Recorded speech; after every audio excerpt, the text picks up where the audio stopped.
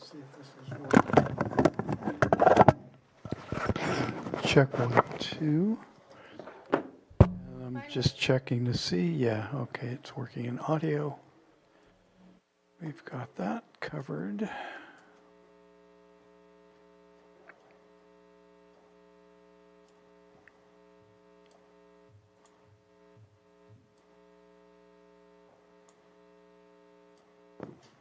All right.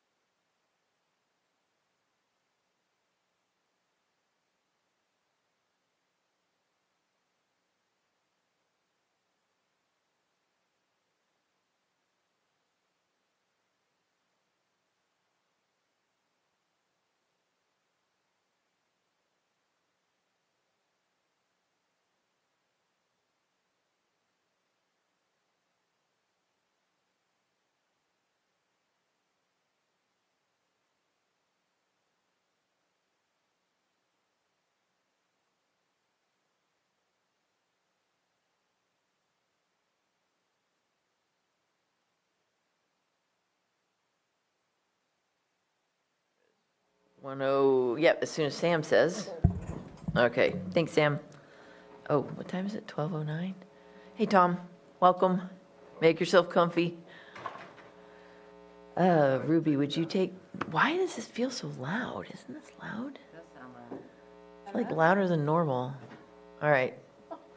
Ruby, in my powerful, cavernous voice, please take roll call. Catherine Vanderwall, Here. Nara Delbaca, Here. Rebecca Harper, Present. Jennifer Smith,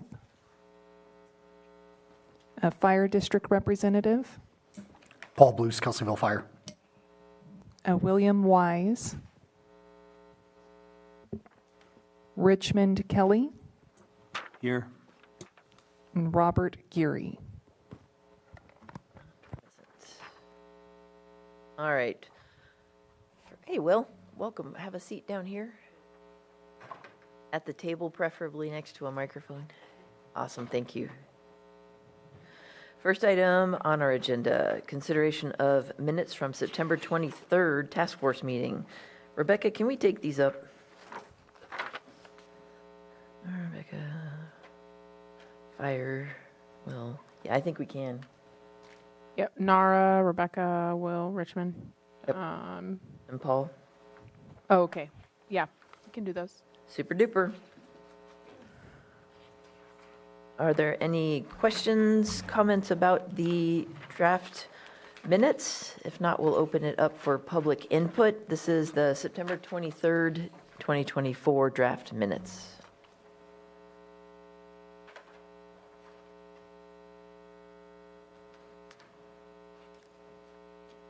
I don't see Margo or Tom waving their hand. Is there any hands up in the Zoom for comments on the minutes? Okie dokie. We'll bring it back to the task force for action.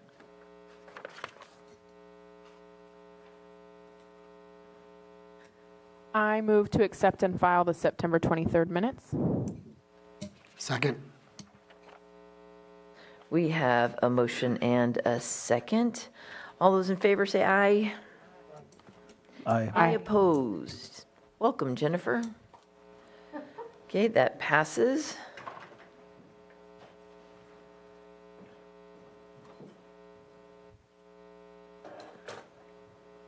Next.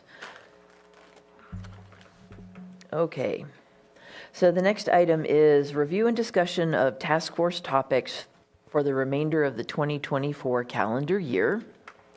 First, I want to express and acknowledge the dedication of the task force for meeting so diligently over the last couple years. But it feels like we're getting so close now. So we kind of like to discuss topics that we want to make sure are covered, as well as possibly changing it up and going towards topic-related conversations rather than line by line of the old ordinance or the draft ordinance. So if you turn to your agenda packet, you'll see a list of potential topics for discussion. This is meant to be, what page? 7, thank you. This is meant to be a draft, not a list written in stone. So we thought it would be a good starting spot, but want to make sure that we don't miss topics that the task force wants to make sure that we cover as well, or that the public thinks that we might have missed. So I'll give you a minute to just review the topics requested by staff. This is a list that has been sort of a running list for the last couple years. Topics that have come in from the public, and it's just a one-pager. So I'll give you a minute, and then let's open that up for discussion to refine that list. Do we have Holly? Is she online? Okay, good. Angela? Betsy? Okay, good. Oh, okay. Very good.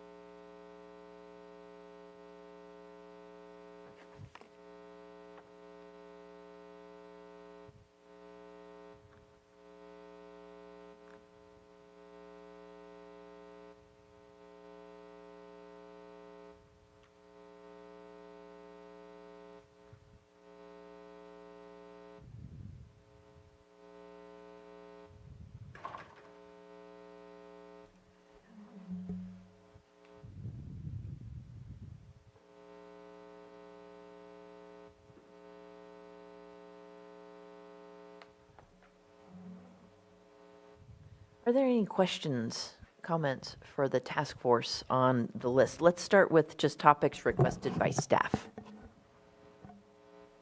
Anything we can go over? In fact, let me just give you brief explanations. The incomplete and abandoned applications, we'll take that first. So we have a number of older applications that just have not gone anywhere. They've been incomplete for a long period of time. And so we do typically take these, or historically, before we were doing cannabis applications, we'll take some of the dead in the water, sort of not moving projects before the Planning Commission for denial without prejudice. That's just to clear it off of our table or our calendars, and the without prejudice part means that they can go ahead and reapply at any time in the future should they want to do so. It would be helpful for us to handle the cannabis applications in a similar manner. And so voluntary withdrawal is something that's different. This is for approved permits that, for whatever reason, the permittee no longer wishes to continue that business. Use permits by Lake County Code expire naturally after 2 years of inactivity. However, this presents a particular problem with the cannabis permits, because frequently the permittee is also, or I mean, always the permittee is also a licensee with the state. And to wait 2 years for that permit to expire is just an awkward business closure thing. So we do not have a voluntary withdrawal option in our code. So this would be something new that would enable a permittee to come in and say, I'm done, I'm closing my business, there will no longer be this permitted activity at this location, and we can have some form of mechanism to shut it down. Anybody have comments about that? We don't have to actually, I'm just giving you an intro. We don't have to make any decisions or recommendations. On the voluntary withdrawal, that would be part, like if there was a property that was zoned for that somebody got a permit on and then wanted to sell it and didn't want to sell the state license, but wanted to allow somebody else to apply there, right, under the current And that county would not code, be a they would have to withdrawal. wait. A use permit stays active as long as there is business activity. Once there is not for 2 years, it expires. But regardless of who owns that permit, the use permit follows the land, which is different than the license at the state, which follows the person. Right. Yeah. So should someone have an approved permit at a location, they could sell that land with that permit. Right. And so long as the new permittee had no changes to the permit, all the conditions of approval, site plans, operation, everything, then it just keeps going. We just make a note in our file that we have a new permittee. If they wanted to make changes, then it would be likely, depending on the level of the changes, how substantive they were, it would be likely that we'd do a modification to that use permit, but we don't have to. Thanks. Sure. Next item, setbacks consistent with water board. This is something that actually went before the Planning Commission already, but didn't go back to the board.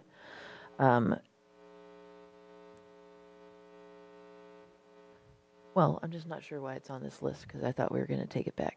Oh, okay. So we would have normally taken it back to the board, but since the task force is meeting and talking about it, we added it to the list. We do not anticipate robust discussion on that particular bullet point. Ooh, this is a good one. Yeah, why don't you talk about the next one? Oh, sure. The next one is operational hours related to cultivation. Currently in our code, it only specifies delivery hours. And then separately, we have our noise ordinance, which is a bit outdated, but that's the only other thing that we have related to operation and noise concerns. So this item would be looking at developing actual timeframes for the different operational hours. Records retention. self-explanatory. Increasing setbacks, or actually just dealing with odor impacts and increasing setbacks as a possible mitigation for outdoor cultivation. One thing, the next bullet point, we did see a number of RVs for people helping to farm this year. We do not allow temporary use of RVs in our code. So that's a matter that we'd appreciate discussion from the task force. Farm labor contractor registration posted on site. I think we've kind of touched on sort of that topic, but not exactly. So we added that one.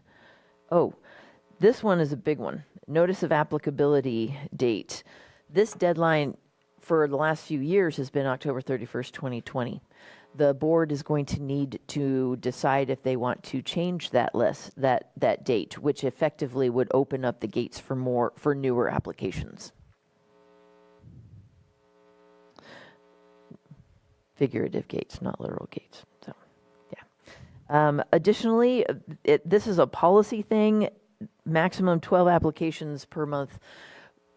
Just kind of interested on how the task force feels about it. That was something that was imposed to make sure that our anticipated high volume of incoming applications for cannabis didn't overwhelm staff. Cannabis density, cultivation, and retail sites. Okay, and then adult and primary caregiver medicinal use. We did have some issues this year in our site visits, as well as day-to-day code enforcement stuff about adult and personal use. So we would appreciate the task force input. And then from the public, let's see anything that's not.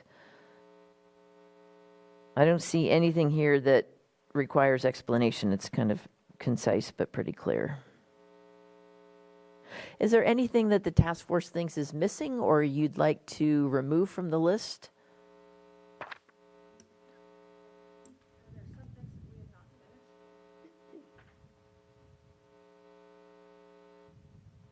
Are there subjects that we haven't finished?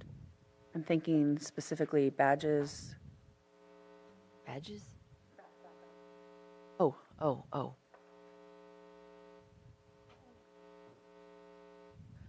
Odor, definitely. We still need to talk about that. And then I don't remember. We can go back and see if we covered background checks, because I thought we did. I just want to make sure we have closure on everything we Yeah. had open. We talked about background checks for like 5 meetings, and I think settled on the wording for. Rebecca gave us some really good wording regarding what staff was good, and then non-cultivation, it was the full-timers, if I remember.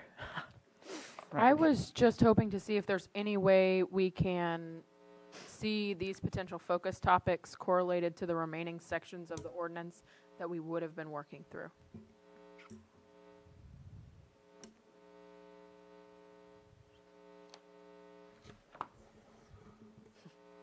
I was just commenting as far as getting into the detailed regulations in our ordinance. We're actually only on like page 3 or so of Article 27 of that portion that begins with cannabis. Yeah. But are you saying like a cross reference? Well, I understand the need to get through some of these topics on a tighter time frame, but originally when we had set up the way we were going through topics, we had intentionally tried not to discuss topics specifically this way so that we weren't just discussing issues in a one-off fashion, and we're making sure that there was connectivity between the decisions that we were recommending. So I'd just like to see consistency on that and see if there's any way we can move forward kind of in that direction and maybe combine these two efforts to move forward. That is fair. Yeah, I think to put these under the areas of the ordinance that they're. And what we could do is what Michelle just suggested is we'll add, like we have these few remaining yellows are uncovered, and we'll just start adding sections of the code that pertain to anything here that we may have missed. And then to Jennifer's point, I think there were, even if there aren't things that we hadn't gotten full closure on, I think there were items that were kind of the next up that had been highlighted in yellow in previous agendas. And so I'd like to make sure that all of those topics are also incorporated into this list of potential focus topics. Good. No problem. Yep, that makes sense. Because we were just getting to some good stuff, like the location limitations. I see like farmland protection zone is still in yellow. That would be included, yeah, yeah.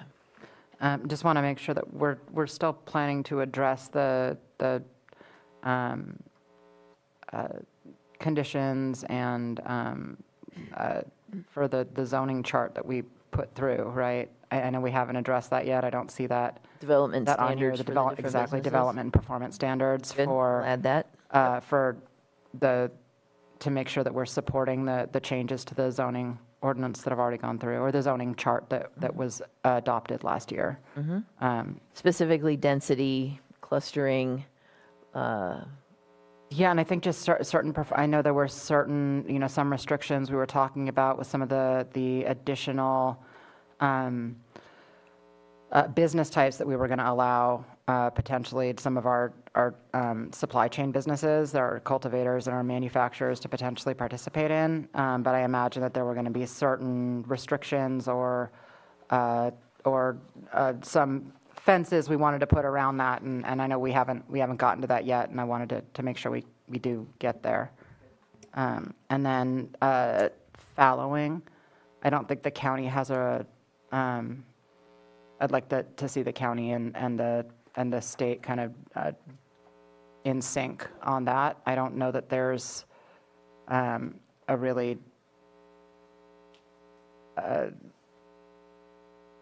there's just not a clear way for people to come in and say, like on the state permit now, you can say, I would like to be in limited operation status, and how the county is dealing with that. formalizing then our reduced canopy or opting out options. Yes. Good, good. Question first. This draft outline of Article 73 that we've been working off of, is this the complete, so we have up to page 22 in here. How many more sections that we needed to work through are there? And then to dovetail on that, would it be agreeable to continue working through what we have through page 22 and then address topics that aren't already addressed through those after that? Yep, the first part related to the number of sections, let me get a better number for you. And then did you want to speak to, I think that's fine as long as it's amenable to the task force. Getting through the rest of these is what she's saying? Aren't we doing that today? Yeah, We got 4 hours. if we want. Just mhm. talking about what we're going to talk about, isn't it? Yeah. You should see a light there. There you go. Furthermore, I think on this page 7 list of topics, some of these are really quick that we could knock out as well. So I think that we should finish where we were going and then knock these easy ones out and see where we stand from there. And then maybe I know at some point we've had a packet that had the full ordinance in it and for review. Yeah, this is a more of an abridged packet because our full agenda packet is like up to 140 pages or something now. It's Yeah. very heavy. Yes, it is. All right, I pulled up the page numbers just so I don't misspeak. So the cannabis portion of the ordinance starts on, bear with me,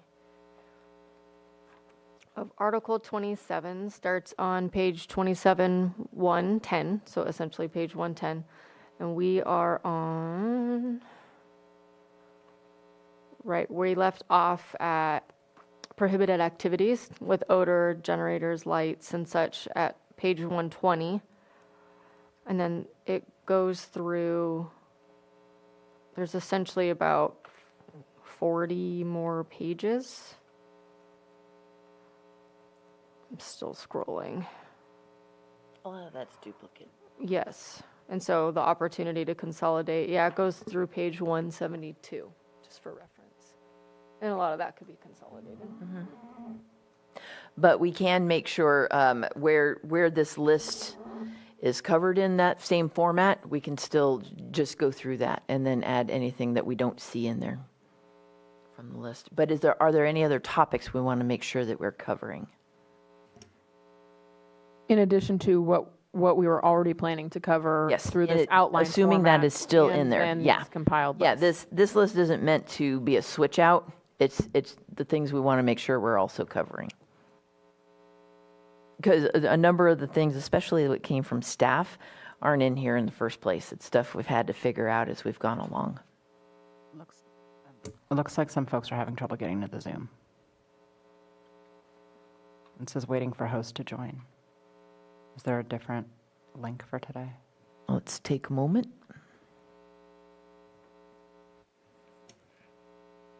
And then maybe before we move on from this item, we might want to open it up for public comment to make sure that the rest of the public's topics are included in that list before we move on from the list-making process. Yeah, this is only the first comment period from the task force, but thank you. So we do have people as both panelists and attendees. I'm not sure why they're having trouble I don't getting know. in.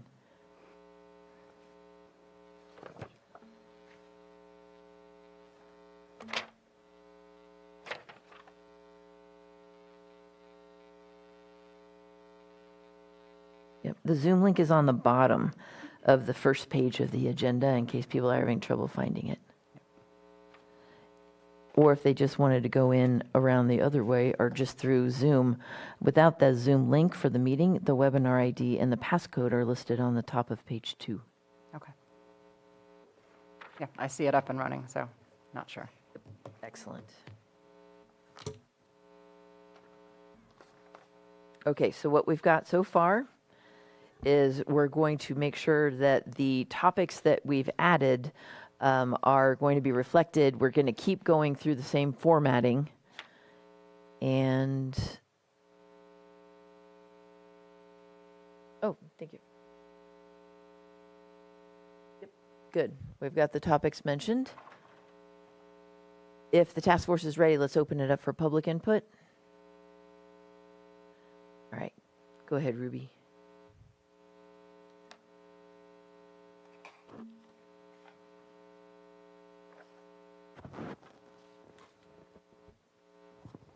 Holly Harris, please state your first and last name. Holly Harris. When I sent in that email with a list of topics, we said this was a partial list and that we could provide you with something more extensive in the future. We do have a more extensive list. Is that something that you want me to try to pull out here now, or do you want me to just email it to you? Hello? Emailing's fine, Holly. Okay. All right, I will email it then. Thank you. Thanks. Anybody else?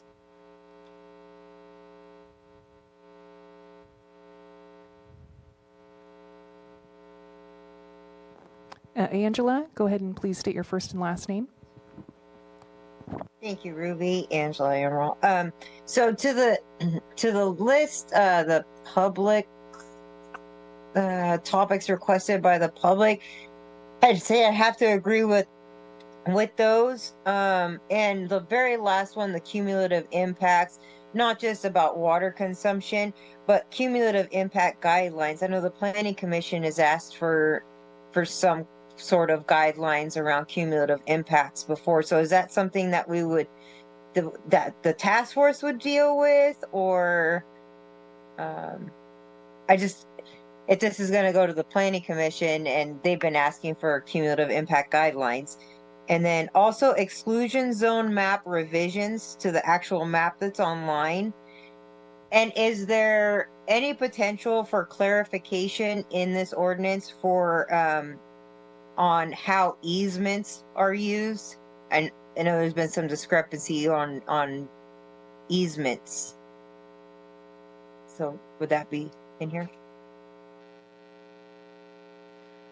We do have parts of the ordinance that discuss access and what qualifies as appropriate access. That could include easements. So, okay, so can you clarify? So can you use an easement, a private easement, or can you not? We're actually going to stick to the agenda and talk about items that are going to go before the task force right now. But if you had a question about the ordinance and its interpretation, we could totally handle that offline.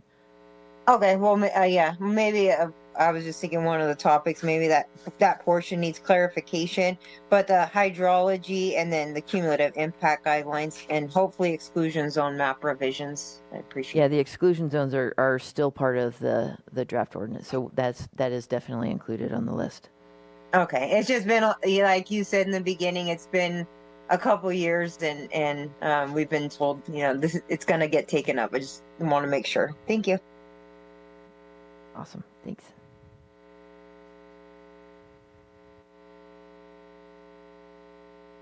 Anybody else from public?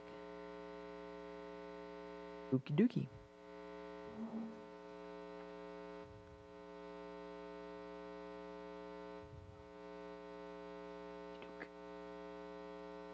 Go ahead, Aaron.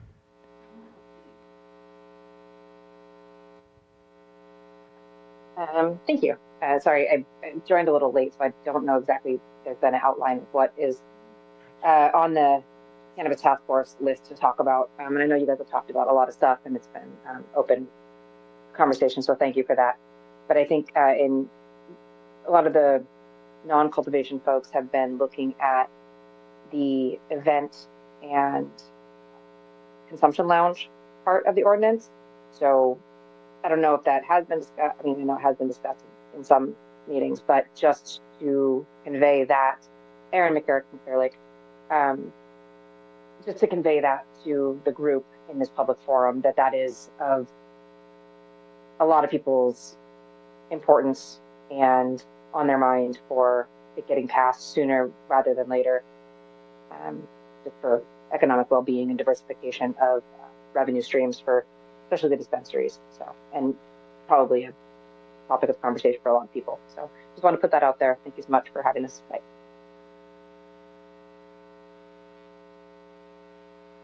Raised.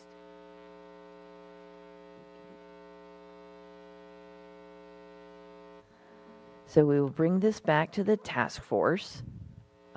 Should the task force be amenable, then what we're looking for is direction to integrate, make sure that these topics are covered. We'll still do it in the same format for as long while we're working through the article, but we want to make sure that these are also included.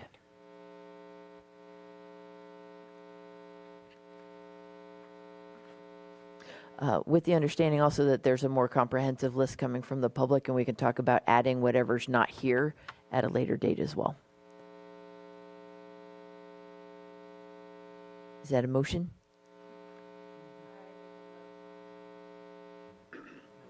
This is Jennifer Smith. I make a motion that we address the listed topics as part of the process of writing the new ordinance and make sure that these topics are included in that ordinance. Good time for a second. I'll second. Thank you.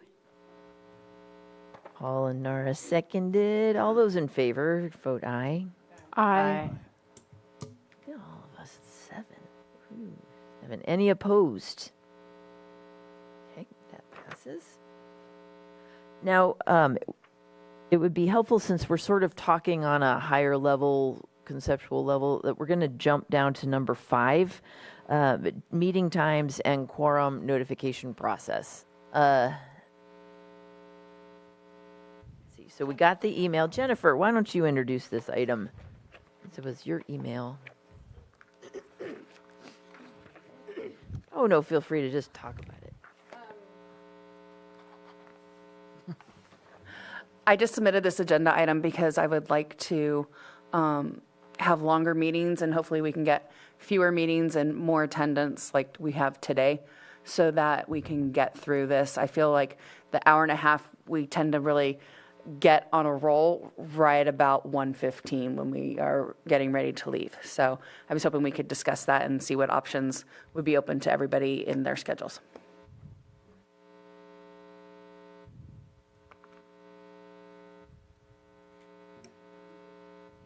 Task force members have the option for longer meetings. Yes. Excellent. Yes, I can. I don't have the same restrictions that I did at the beginning with pickup for kiddo, so. I also just wanted to ask Jen if she could expand upon the quorum notification process portion of her email.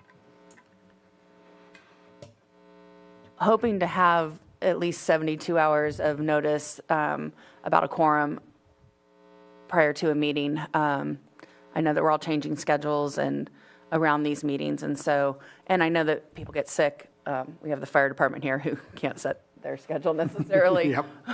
They can't plan the emergencies, but just if we could try to make sure that the exceptions are few and far between and get through this. Some of us coming from Lower Lake, that's an hour and a half round trip.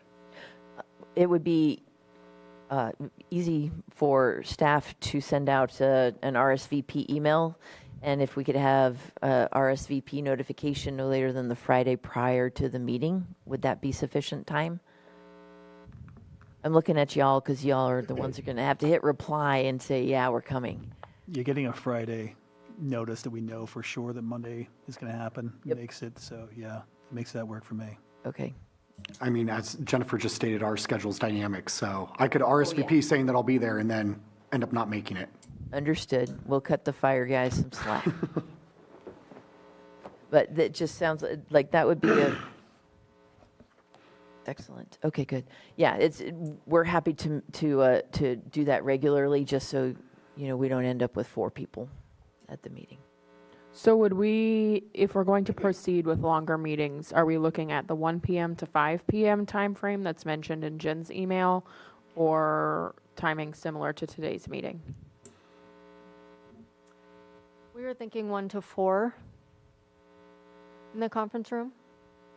The next few are free. The first one, as I understand it, would be on the 4th, which is Monday. And the 18th, and then December 3rd and 17th. We could always just take up the first one. So keeping it on the regular every other week? I think so. We have a, Paul, do you do risk reduction authority? That's on the 18th, but I think fire does it. I just don't know if. It rotates. Sometimes I sit in on it and other times I don't. 25th is vacation. Are we meeting on the 25th? So do we think that with those longer meetings, if we continued the every other week scheduling, that we would work through everything? That's our goal. But I mean, does that look possible? Because if we're going to look at scheduling longer meetings and then still not make the expected deadline for our recommendations, I would suggest that we try and flush that out as much as possible. One moment.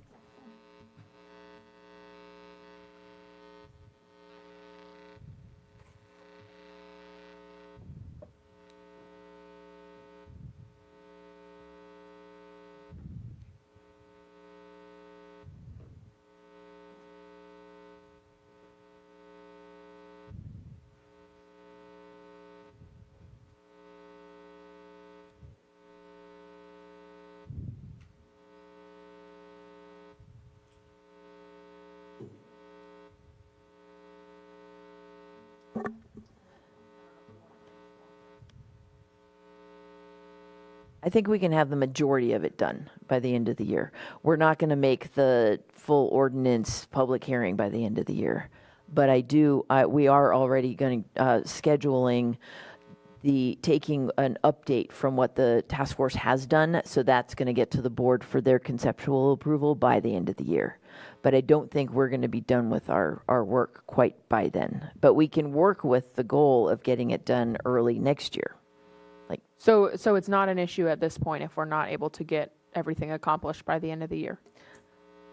I'm going to do my very best eyelash batting at the supervisors when I give them their update to let them know that we have tried, but it's tough when you got 8 people who have lives and we can't make quorum for meetings. It's hard to move forward. But I will bring them everything that we can as an update and let them know what's remaining. Do you have a date in mind for when you're going to be bringing them that update? December. It's going to go to the Planning Commission in their 1 November meeting, and then follow up with an update to the board.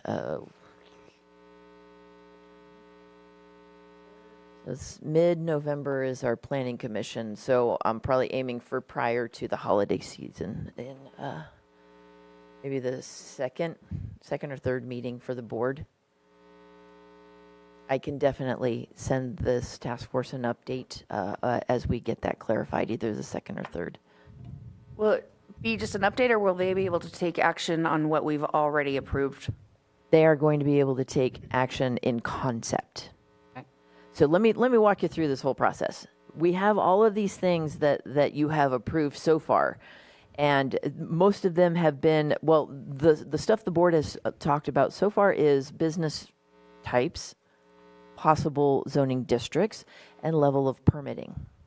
We're going to fill in with more of the things that you have been talking about lately, which they will then be able to either approve in concept, such as the lighting, the odor. We're going to have done the setbacks by then. All the things we've been talking about for the last, year, that will all go before them in concept as well. All of that information, however, then goes into the actual writing the ordinance, which then will also need environmental review of some level, which will then also need to go in a notice public hearing before the Planning Commission, and then a notice public hearing before the Board of Supervisors. So if we had our work done by fall, I might have been able to turn around an ordinance, but writing that, it's not like, it's a complicated process to actually draft legislation. So that will be the next process as soon as the task force is done, and then you all get a break, and then we come back to make sure that we've got it all right. You'll take a look at that draft. It is likely also, since this deals with cultivation, that the Agriculture Advisory Board is going to want to take a look at it. So that meeting will be scheduled prior to the Planning Commission and Board. So it is a bit of a process after you're done with all of your recommendations to crank that out. I'm just curious if there's any appetite amongst the task force to hold our meetings weekly until we're finished with the actual recommendations. I would be open to that. Same. I'd be open to that as well. I'm open to it, barring being out of town for work or something like that. I try to schedule that for our off weeks, but I'm definitely open to it. I'd love to be. That's 4. Love to crank that up. I'm open to it. I'm open to it, but I do leave the country from December, January, sometimes February for projects. I take on that time of the year, so. We're not counting Richmond. We could change the location to accommodate that. Yeah. Are you going somewhere good? Nepal, does Nepal sound like a good place for people? I want to go. Electricity's about the same as here. Yeah. A little more altitude. This is Will. I'm entering the most flexible period of the year, so I can probably make that happen as well. One moment. I'm going to take a look at the calendar.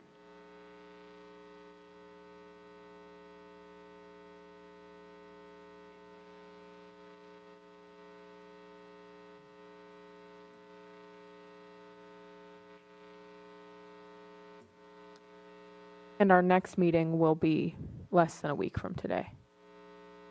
So then if we were able to do it, we would basically just continue. Less than a week from today? Like it would be a week? The 4th. The 4th is less than a week from today. You're right. Go back to Mondays. Yeah. There is a okay, so next Monday's fine. The one after that is Veterans Day. Should we move it to a Tuesday We should. Gads, I can't be here. I'm Is right there in a- the is middle there of a board LAPAC meeting? season, so, Okay. but I don't have to be here. Staff can do it. Is there a Board of Supervisors meeting that? No, board usually adjourns meetings that are the same week as holidays. Okay. So there's no board meeting on the 12th. And then let's take a look, 18th. This is provided that we can get a conference room or we'll figure it out. Okay. Yep. And 25th. Yeah, that's fine. 25th is Thanksgiving week. So, nope, we're. Mhm. Actually, that sounds wonderful, but yeah. We can just throw a little fire in a deep fryer out there, right, and you guys can oversee that we're not doing anything wrong with it, right? Yeah, all right. Fine. I mean, December is a slow good seasoning. month anyway, so this is a good time. 16th. We're closed the week of Christmas.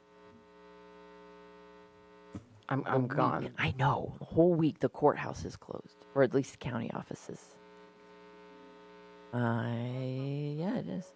But we are back that next week. Okay, we'll make it happen if the task force is willing. Definitely willing, and I'll try to send you a travel schedule so you know in advance. So almost Actually- every week from 1 to 4 p.m. from here on out. Yep. Through the end of the year at least.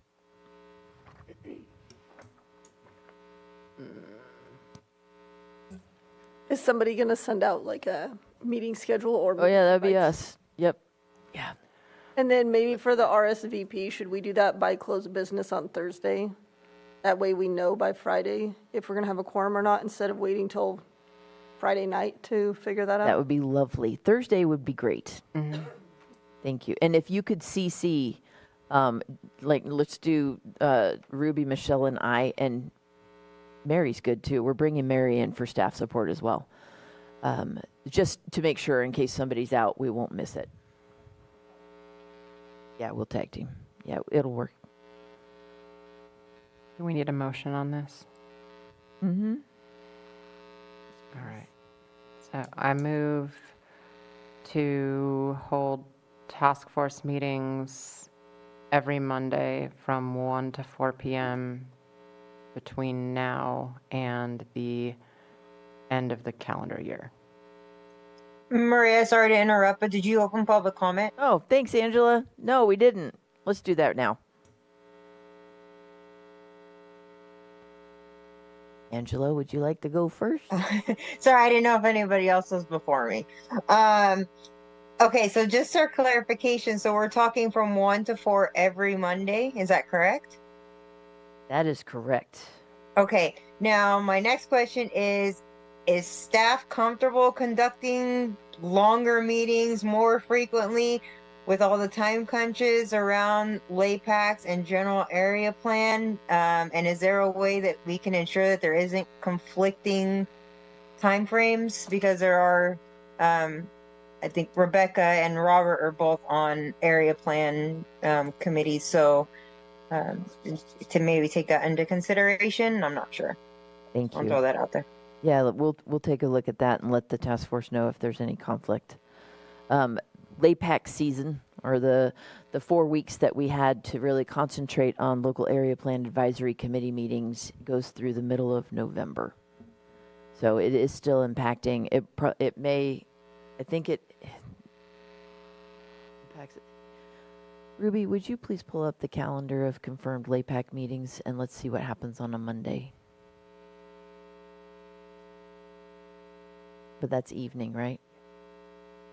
Right, Monday the 4th, 6 to 7 is an in-person meeting, so that's fine. Oh, that's awesome. Okay. Yeah, thank you for asking that, Angela. It looks like we don't have any Monday conflicts for the rest of LAPAC season.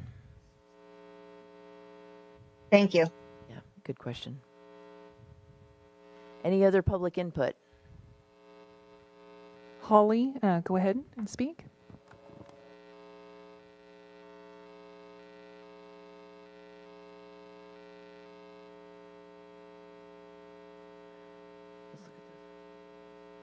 Sorry, Maria, I just wanted to clarify, Holly Harris. You said that the recommendations were going to be going to the Planning Commission in mid-November? That's an update, yeah.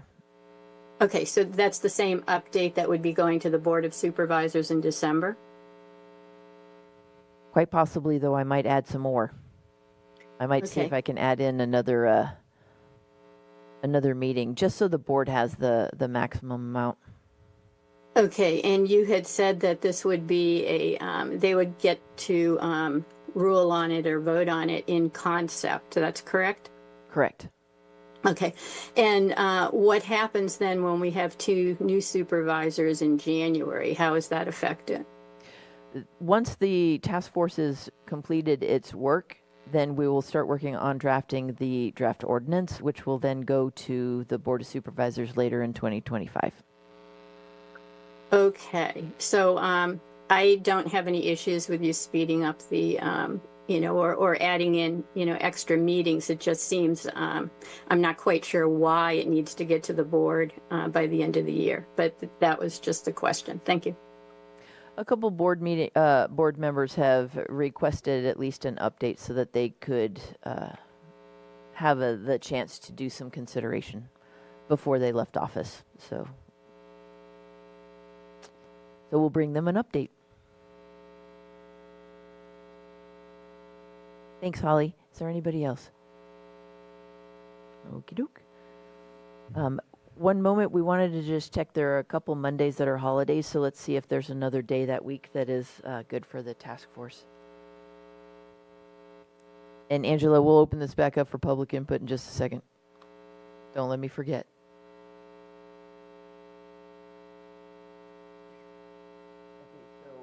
Monday, November 11th is a holiday. Tuesday is a big LAPAC day. What about Wednesday?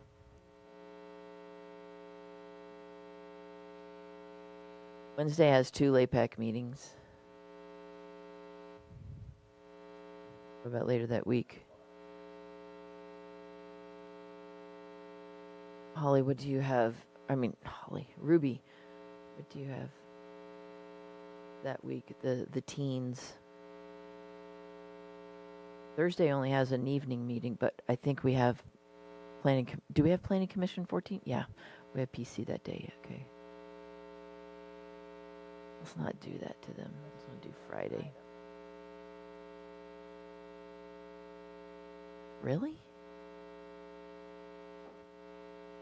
I have to take it to them though. Okay, but it'll be a quick PC meeting. So Thursday the 14th in the afternoon. We'll move that. What time? One moment.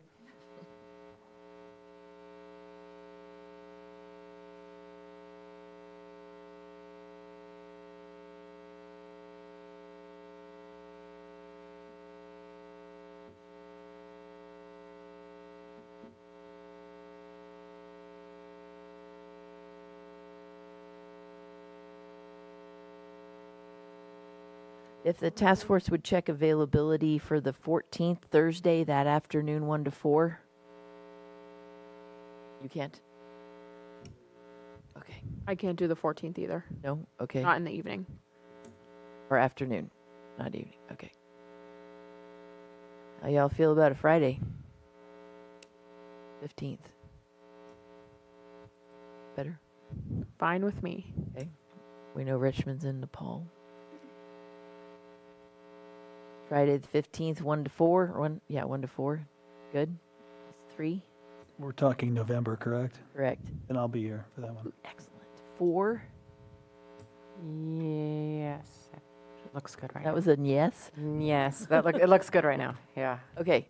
5. So we'll hold the task force meeting on that Friday, November 15th from 1 to 4. Are you going to be sending calendar invites or should I? Oh, yeah. Now? Oh, yeah. Okay.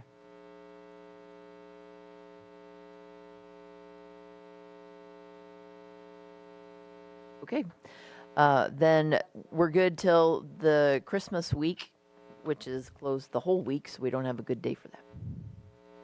But we do have that last week of December. That one's fine, right? That Monday, 30th? Yeah, 30th. I'm here. Cool. I'm not here. Excellent. Okay, opening it up for public input. Any public input about Friday, the 15th of November? That's our only makeup day for the Monday that's closed that week.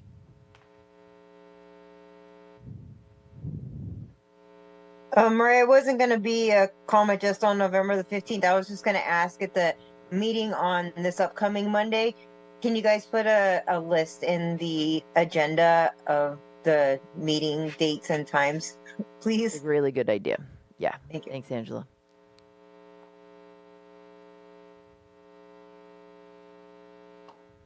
Any other hands raised in Zoom? Margot, you've been super quiet. Do you have anything? Good? Okay. All right. I'm going to withdraw my motion and submit a substitute motion. Okay. All right. So I move that task force meets for the rest of 2024 on Monday, November 4th, Monday, November 18th and 25th, Monday. Don't forget November 15th. I'm doing Mondays. Oh, okay. Go ahead. I think. Monday, December 2nd, 9th, 16th, and 30th, and a makeup meeting on November 15th, all from 1 to 4 p.m.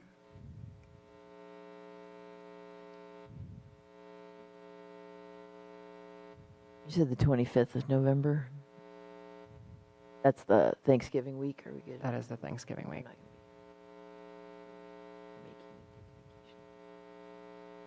Okay, good. I think that covers it all. Second. All those in favor, say aye. Aye. Aye. Any opposed? Well done. Okay. All right. Doing some sausage making. Yeah. Thank you. Let's go back up to 4B. We're going to continue our work through the yellow highlighted areas.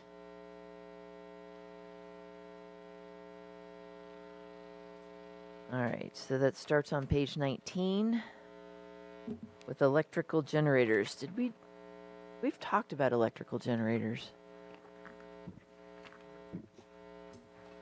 We have, and the board has also talked about it as well. I think that was part of the conversation, was we were supposed to look at what the board had recently done. Okay, good. Try to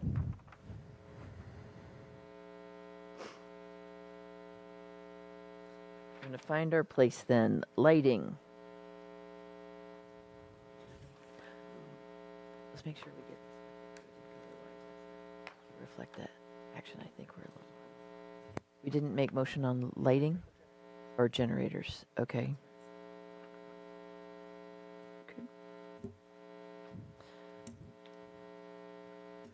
And I believe that language under number 4, electrical generators, was potential amended language that we had for consideration. And then, like Jen had noted, the board had a discussion regarding that topic, and we were going to revisit it and see if we wanted to move forward with the amended language or adjust it to align more closely.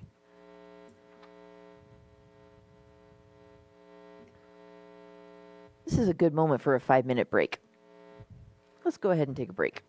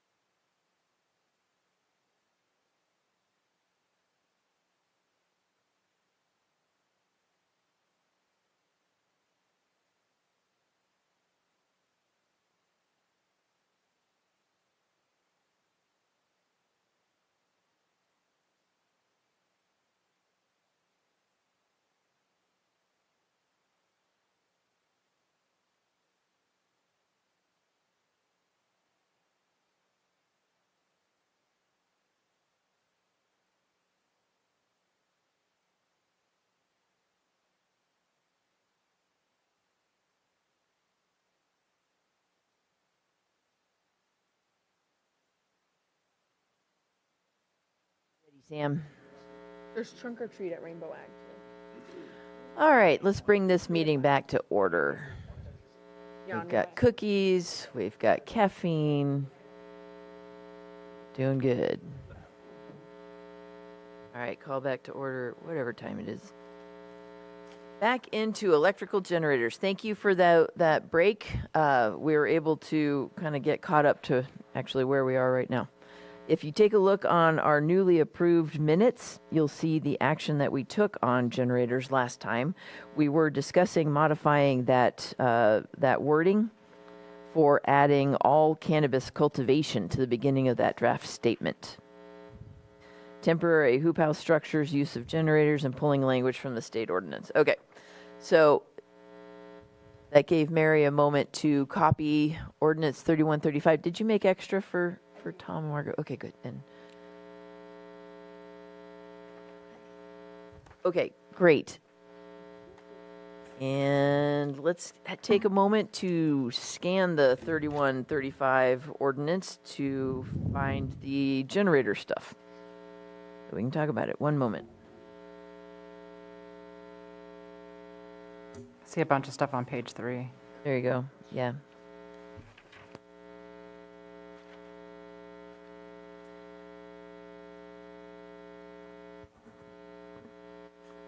Okay, so starting on page 3, let's see if that's specific. Shipping containers. Generators are allowed during the duration of the temporary permit for shipping containers. So that's not exactly what we're talking about, since we're talking about in general. You need approval from Lake County Air Quality Management District. Talks about the different types of generators. So I'll just go ahead and read it into the record, if that's okay with the task force for the folks that are on Zoom. So for diesel generators, Tier 4F or better generator is highly recommended. All generators must comply with the applicable air toxic control measures and national emission standards for hazardous air pollution for internal combustion engines to be approved by Lake County Air Quality Management District to be utilized with a shipping container. Next, generators shall be located no less than 100 feet from any property line. Generators shall comply with all noise requirements as described in Article 41.11 of the zoning ordinance and Chapter 13 of the Lake County Municipal Code. The next thing is about shipping containers. Scanning forward, bottom page 4, we have some more under general purpose tents. Standard permits and inspections are required for electrical installations. That's not a generator. Okay, then further under that, generators are allowed during the duration of the allowable temporary permit for general purpose tents. Same air quality requirement, same Tier F instructions, same 100-foot setback, same compliance with all noise requirements. Anything else? And there you go.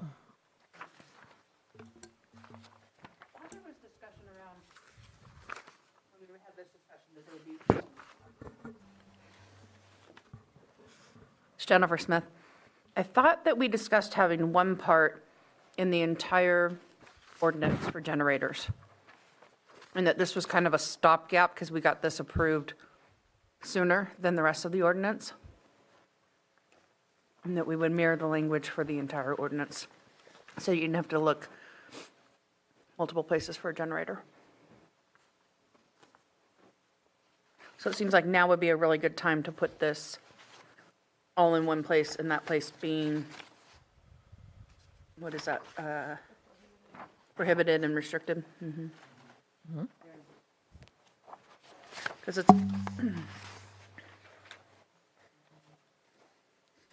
There's also at the bottom of page 5, something referring back into 27 and exemptions for agricultural buildings requiring their building permit. They're not connected to a power source. I imagine that's probably got something to do with generators too. So I'm trying to reverse engineer that to find the code section with the exemption.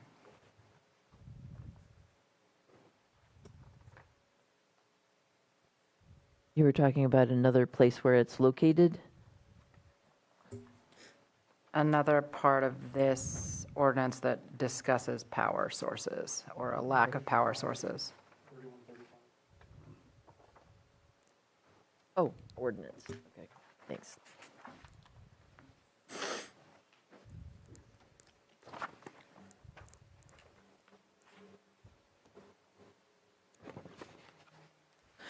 So if I understand correctly, the discussion here is to make sure that electrical generators in the future ordinance are within the prohibited or restricted category or section, right? And then wherever applicable would just refer back to that portion of the code. Yeah, that makes sense.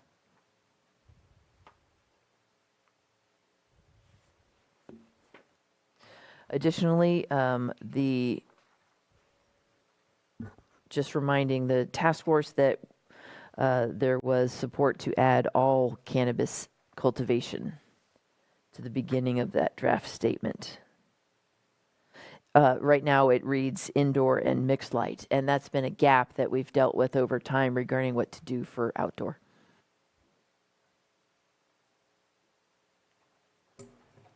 As much standardization as we can do is helpful for staff and for permittees. Okay, so then if I understand from the task force, what we're talking about so far is standard for, or the regulations for generator use would apply to all cannabis cultivation. That would be outdoor, indoor, and mixed light. It would be located in the section of the draft ordinance that pertains to prohibited or restricted uses. The standards would mirror what is listed in ordinance 3135, except that this would be permanent and not a temporary use. Is that correct? This would be regulating use of generators. Not connecting it to a temporary use or temporary permit for a structure. Or are we thinking that it would be limited only to temporary uses as connected to the general purpose tents or the cargo containers? It would probably be for temporary uses outside of those areas, but I don't know that it would be permanent. I think it's for folks waiting for potential power drops or seasonal use. Yeah, because that's how it is currently. However, the understanding has changed over time from when the ordinance was adopted, in that we thought that we weren't anticipating a multi-year pause to wait for PG&E to drop the power pole too. Right. So recognizing that this could be an extended period of time. Extended temporary period, yes. Yeah. I think we just request that there's proof, evidence of working towards that permanent power. Mm-hmm. Which could be verified during an annual compliance monitoring visit. Yeah. Absolutely. Okay, yeah. Yeah. And okay, and I have potential for to power public outage input in a second. For potential power outages as well. I know people have, whole house generators. They may want to have a backup generator.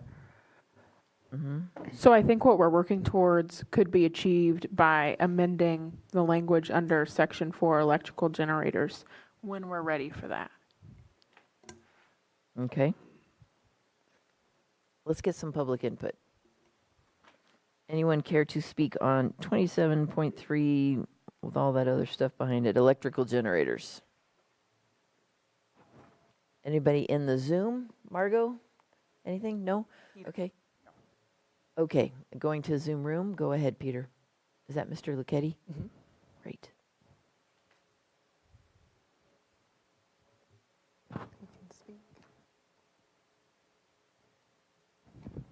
Peter, you're allowed to speak. Can you please state your first and last name? Okay, can you hear me now? Can you hear me? Mm-hmm. Go ahead. Hold on. Mike, you can hear me or you can't hear me? We can hear you. Okay, good. So it's Peter Lucchetti at 21333 Grange Road in Middletown, California, the 276 Ranch. So during fire season, we work very closely with CAL FIRE on the use of equipment in the wildland interface.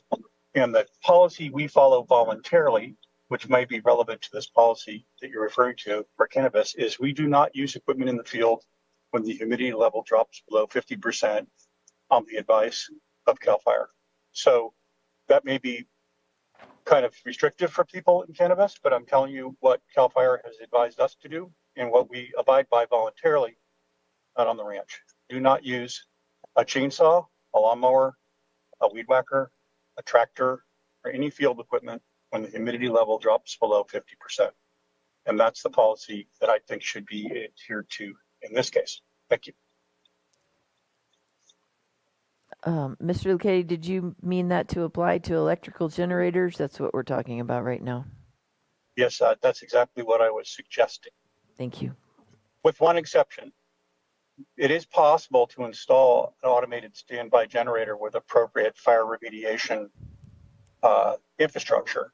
We have 3 on the ranch on cement pads, elevated with fire extinguishers and all of that. So that I actually think you should get someone from CAL FIRE to help you write this ordinance. Both in terms of their suggestion that you don't run things when the humidity level's below 50%, and then what does it mean to fire harden something? I think all that should be in the ordinance. That's my suggestion. Thank you. Thank you. Anyone else? Angela, you can go ahead and speak. Thank you, Ruby. At the last conversation about generators, there was also some discussion about sound dampening around if they are using them under Ordinance 3135. And I believe Fire Protection District had given everyone some documents of what could be done for sound dampening. I don't know if that was still pertains to here or that's going to be somewhere else. Thank you.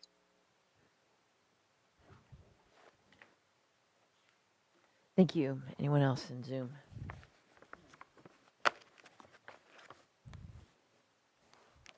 Okay, bringing it back to task force. Rebecca, did you say you had some suggestions for word smithing?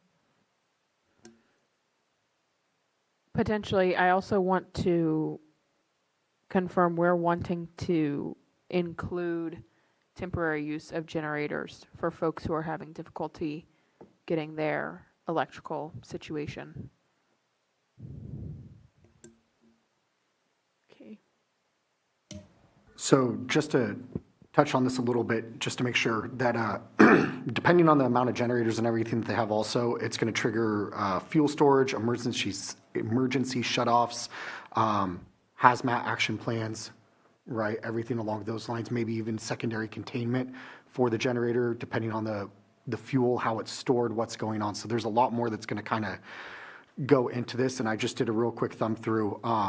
Chapter 12 of the California Fire Code goes over all energy storage systems, both for generators as well as solar systems. They have to be UL 2200 compliant. They have to be compliant with NFPA 110 and 111. There's also a lot of stuff that goes into the CAL FIRE defensible space regarding generators and their, as was mentioned earlier. So there's a lot here that's kind of touched on with these. I mean, section 1204 specifically in the California Fire Code goes over portable generators, just period, in that chapter 12. That's fantastic. That saves us a lot of work. We can just reference it. Yeah.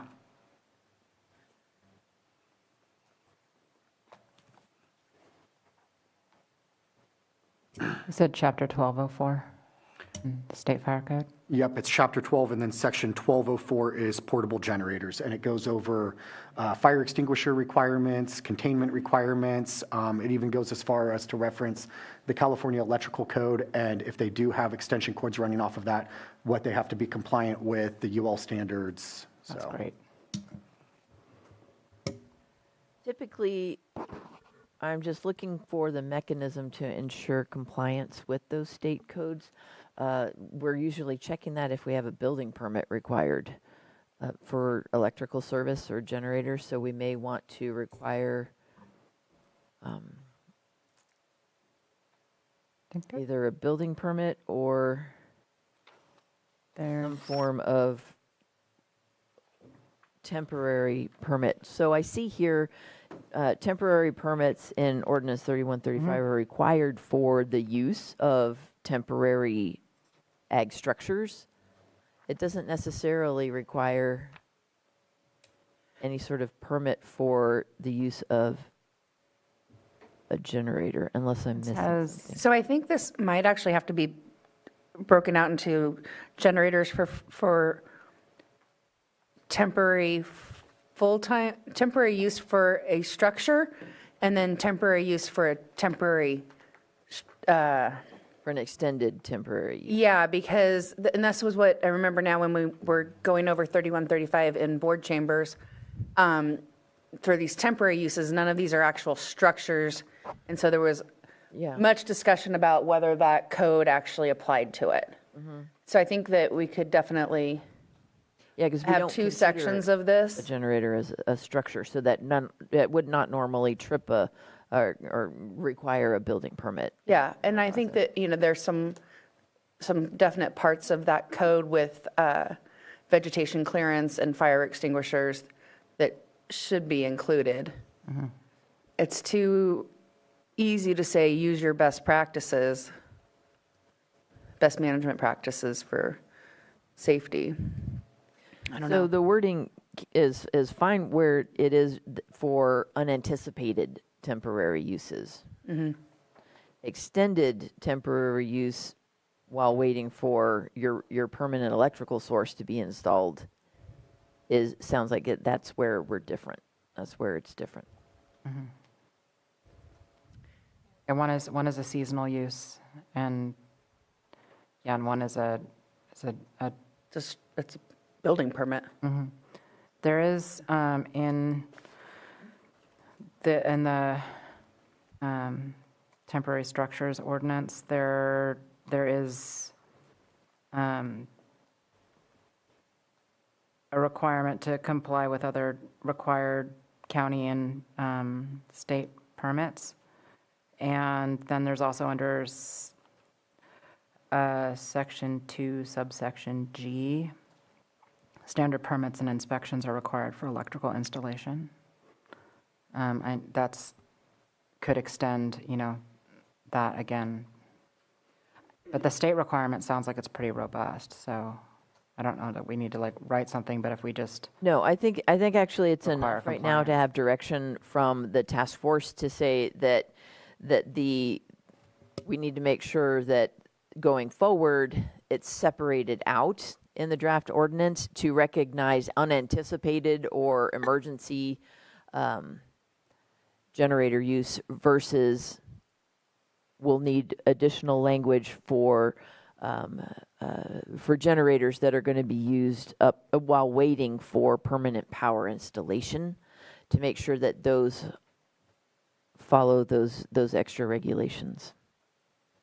What Mr. Lucchetti referred to as well for wildfire hazards, that should also be taken into consideration if we're going to be using generators over an extended period of time, like for a year or two, while we're waiting on PG&E. Okay. Absolutely. Absolutely. Okay. Did you get that, Ruby? Excellent. So additionally then, if I could recap, we've got electrical generators. This will apply to all cultivation, outdoor, indoor, mixed light. We're moving it to the prohibited or restricted area section for the ordinance. Temporary use is differentiated into unanticipated or for emergencies. Then secondarily for while we're waiting for permanent power to be installed. For permanent power, or for the waiting for permanent power, we'll integrate the requirements to meet the state fire codes. I think that captures Mr. Lucchetti's stuff too, right? State fire codes. Okay. The temporary and emergency uses would cover the seasonal use. Okay. Yeah, seasonal use with ordinance 3135. Exactly. It would have the same, same regulations, so the setbacks, the noise requirements, yeah. And Angela's comment regarding the noise dampening systems, that could be required if the generator isn't going to meet the established noise levels for agriculture. Yeah. Good. Okay, so I think we got it all. What am I missing anything? Did we get it? You're not working. Okay. Great. So question, who oversees that the state fire code regulations are met? That would be the permit where we get the sign off then from the fire guys. Additionally, building is taking a look for some of that stuff, but we're not, we'd be relying on fire district input for those. And some of that is kind of a gray area too, because I know that some of the fire districts within the county have deferred to the county as being the fire marshal for them. So some of those inspections and everything are going to fall back on the county as well. Some of them are going to fall back on the local fire jurisdictions. And then once again, depending on where the grow is occurring at, it may even fall all the way back onto CAL FIRE because could be located in the state responsibility area. So ultimately, they'd be the ones having to come out and do the inspection and ensure that they're maintaining everything. I mean, to use these generators, they're going to have defensible space. And I mean, depending on how big this property is and how many generators they want to use, the code says within 50 feet of the generator has to be an extinguisher. So they could have dozens of extinguishers located throughout this property that are just there to be serviced for those generators in the event that there is a fire. And then it's not just defensible space in the sense of, oh, I weed eat it around it. It's got to be down to bare mineral soil. And then once again, depending on the fuel that's established for it, they're going to have some sort of secondary containment system in place. There's a lot that goes into it for it. Okay, let's double check public again if there's any additional input. If not, we'll bring it back to task force for action. On a recommendation, anything in the Zoom? Nope. Okay, back to task force. None of this would restrict the ability for somebody to do a different kind of a backup, right? Like a solar, like a remote solar installation with No, a solar battery doesn't have the or same anything like that. environmental impacts with noise or odor Yeah, that sort of just generators do. just the battery, I imagine. Do we change this then to, what would you call that, a combustible engine generator? Or People just don't generator? typically whip out solar for like a backup power source. True, good point. They do sell units, though, that are fairly robust, that can, that come with a fair bit of power, that are portable solar units. It's kind of already So- spelled out, shall not Yeah. rely on personal gasoline, diesel, propane, or similar fuel-powered Right. generators. So I Perfect. think we're good there. Thank you. And I think this shows that nobody's just, like, it's a lot of work to have a generator. Yeah. Speaking from experience, you'll want to get power real quick. Just to confirm, this is just for temporary use? Correct. Okay. However, with the caveat that temporary is unanticipated temporary, but other regulations for anticipated temporary, like you're waiting for PG&E to drop the power pole. Long-term temporary. Long-term. Or an emergency backup, like I imagine folks have on their, my neighbor has, that I hear fire up every time we have a power outage. So, That's true. yeah. But A way of life around here. this can't be their primary, yeah, it's temporary, I'm going to use it for 6 months every year Correct. for the next 20 years or whatever. It's got to be working towards it. Nope. Okay. We'll maintain the wording that it shall not rely on this as a primary source of power. Does that cover harvest? Okay. Well, wait, because it says, shall only allow properly permitted generators for temporary use in the event of a power outage or emergency that is beyond the permittee's control. What I'm hearing from the task force is we want to create this secondary section that only includes waiting for PG&E. Not every year at harvest, we're going to do it. No, that's covered, I think, under the temporary Yes. structures. It would be so, limited yeah. to those two. Yeah, okay. Yeah, I don't think it's another section. I think it's it's 30 two in there. parts, yeah. May I chime in for just a moment? Mary Claiborne, staff. The Planning Commission has identified those projects that are waiting for their PG&E power installation as transitional use, knowing that this could be anywhere from 6 to 18 months, and potentially even further depending on how many poles would need to be installed. Sweet. I'm on 3 years. Special. Transitional use, I think, is, Transitional use. I'm going to, Perfect. I'm I like using that. Yep, good job. Thanks, Mary. Did we take action? No. No. All right. Anybody want to give me a motion? Is this a recommendation? It would This be is a what is this? recommendation. Can I interject a Yes. point? We've already brought it back to the task force. I still like to interject a point about I can't understand what he said.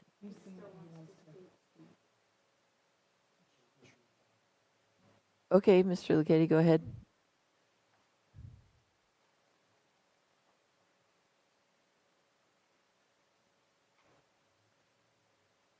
Can you hear me now? Yes. Okay. Okay. So a point of clarification on this whole solar panel business. You can drop a microgrid into a site, just like you can drop a generator into a site consisting of battery and solar panels. And it has all the attendant risk issues, operational risk issues that a generator would have. Now, it doesn't emit internal, it doesn't emit exhaust fumes from hydrocarbons, but that doesn't mean it isn't risky or doesn't have issues. It has basically the same issues. And I have a large solar facility on the ranch, and we have all the things you would expect to protect the environment and prevent a wildfire from that system, integrating and interconnecting with PG&E. So I just want to make it clear, there's nothing unique about solar, battery, microgrid applications that isn't true of an internal combustion engine on a generator.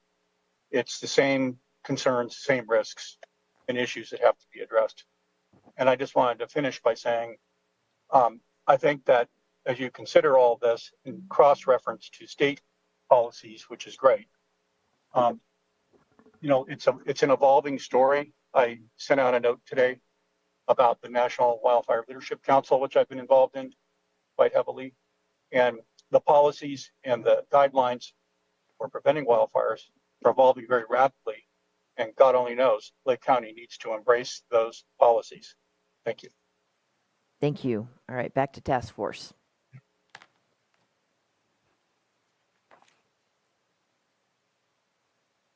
Gotta write something down, process it in my head. Sure. We can take a moment.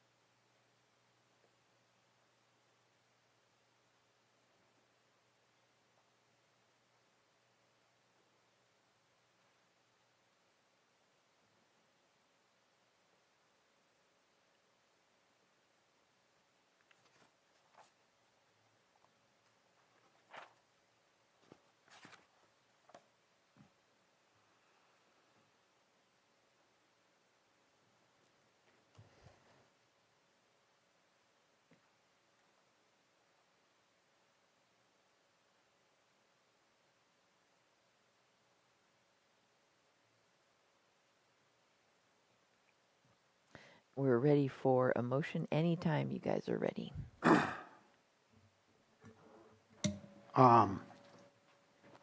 Rebecca's probably going to want to wordsmith this. To keep the language with amendments to include requirements listed for stationary storage systems in the current fire code edition in effect, while also taking into account the CAL FIRE standards that are in place regarding small combustible engines. That would kind of cover everything. Ruby can't type that fast, so. Did you say that one more time?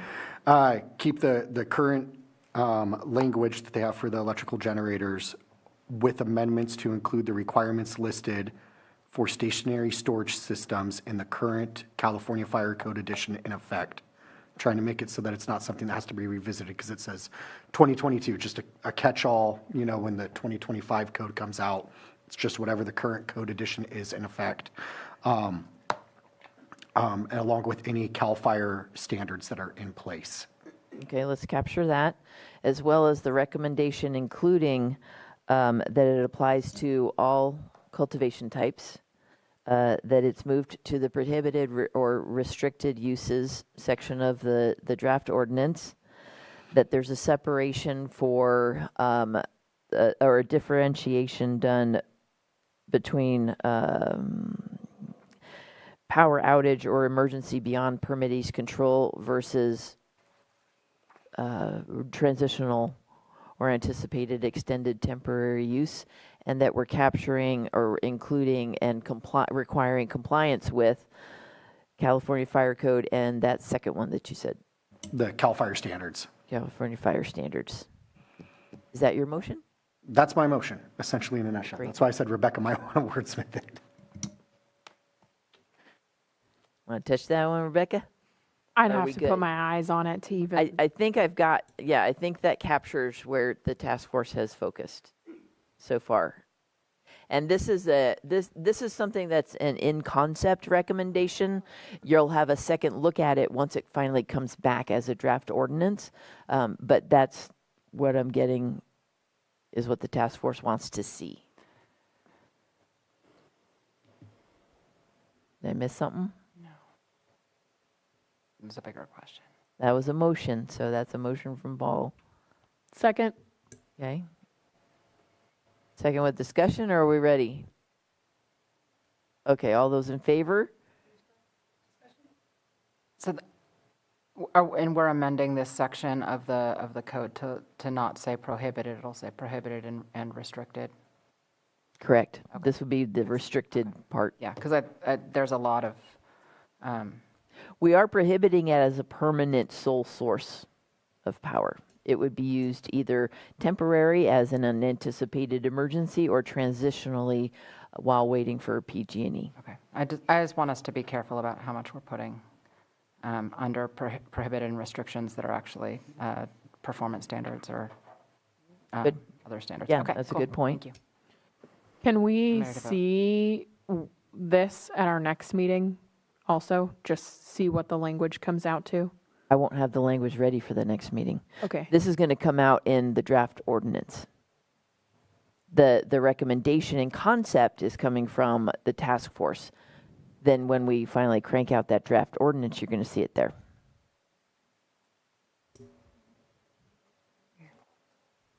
Oh yeah, you'll have it in the minutes though. Totally. Well done. Yes, and then working draft. Should we call the question? Yeah. Or- Wait, we didn't vote yet. No, we didn't. Is this That's a why second with discussion? Because it feels like a lot of discussion. It was a second. All right, second with discussion. Go ahead. That's it. I was just calling the vote. Rebecca, you want to call the vote or you want to keep talking? If there's discussion, Excellent. and continue. Go ahead, Introduce Nora. a motion and then it gets seconded, and then there's always discussion. Wonderful. Just calling for the vote. You are? Yeah, I was. All right, I Yeah. think we're ready. Yes. All those in favor? Aye. Aye. Aye. Any opposed? Okay. Woohoo, we done with generators. Lighting. Let's take a look back at the I think lighting we didn't even talk about. We just moved it forward, but let me double check. Yeah. Lack of time. We ran out of time. Okay. So lighting would be one where I would suggest that we move this to a different area that's not necessarily under, I think this is probably a standard for people who are going to be using lighting as part of their operations. Okay, this is a development standard. Right. Okay. We want to make sure people see it too, And when they put the lighting in. Along with that, I think, can we just approve the language now?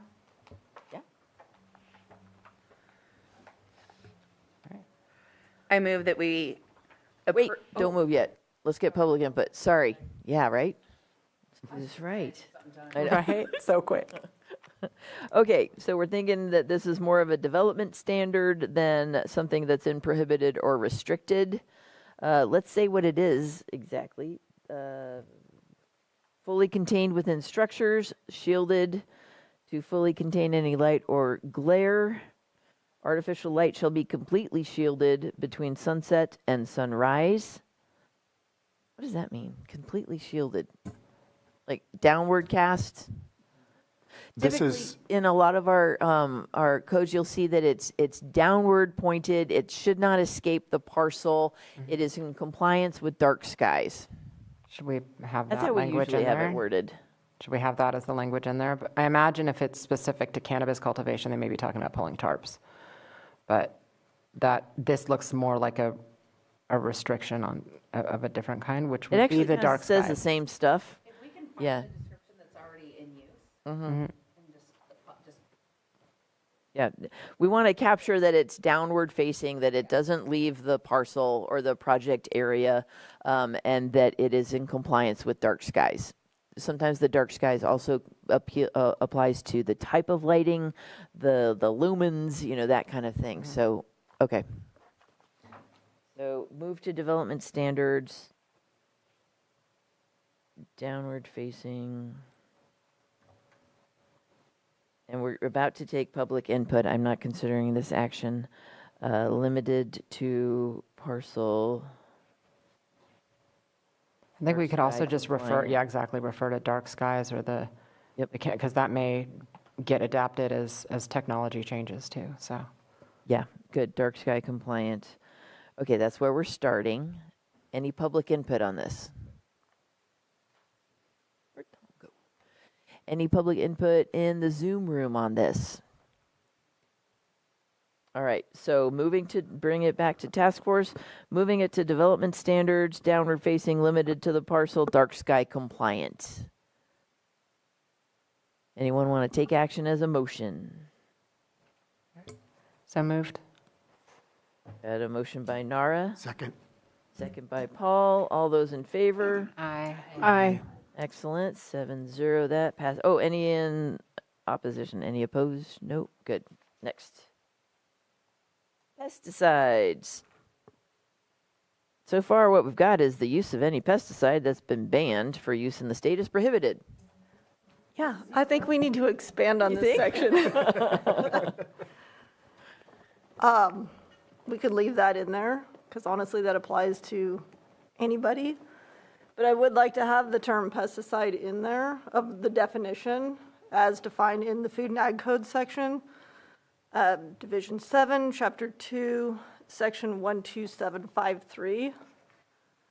And it says pesticide includes any of the following: any spray adjuvant, any substance or mixture of substances which is intended to be used for defoliating plants, regulating plant growth, or for preventing, destroying, repelling, or mitigating any pest as defined in section 12754.5, which may infest or be detrimental to vegetation, man, animals, or households, or be present in any agricultural or non-agricultural environment whatsoever.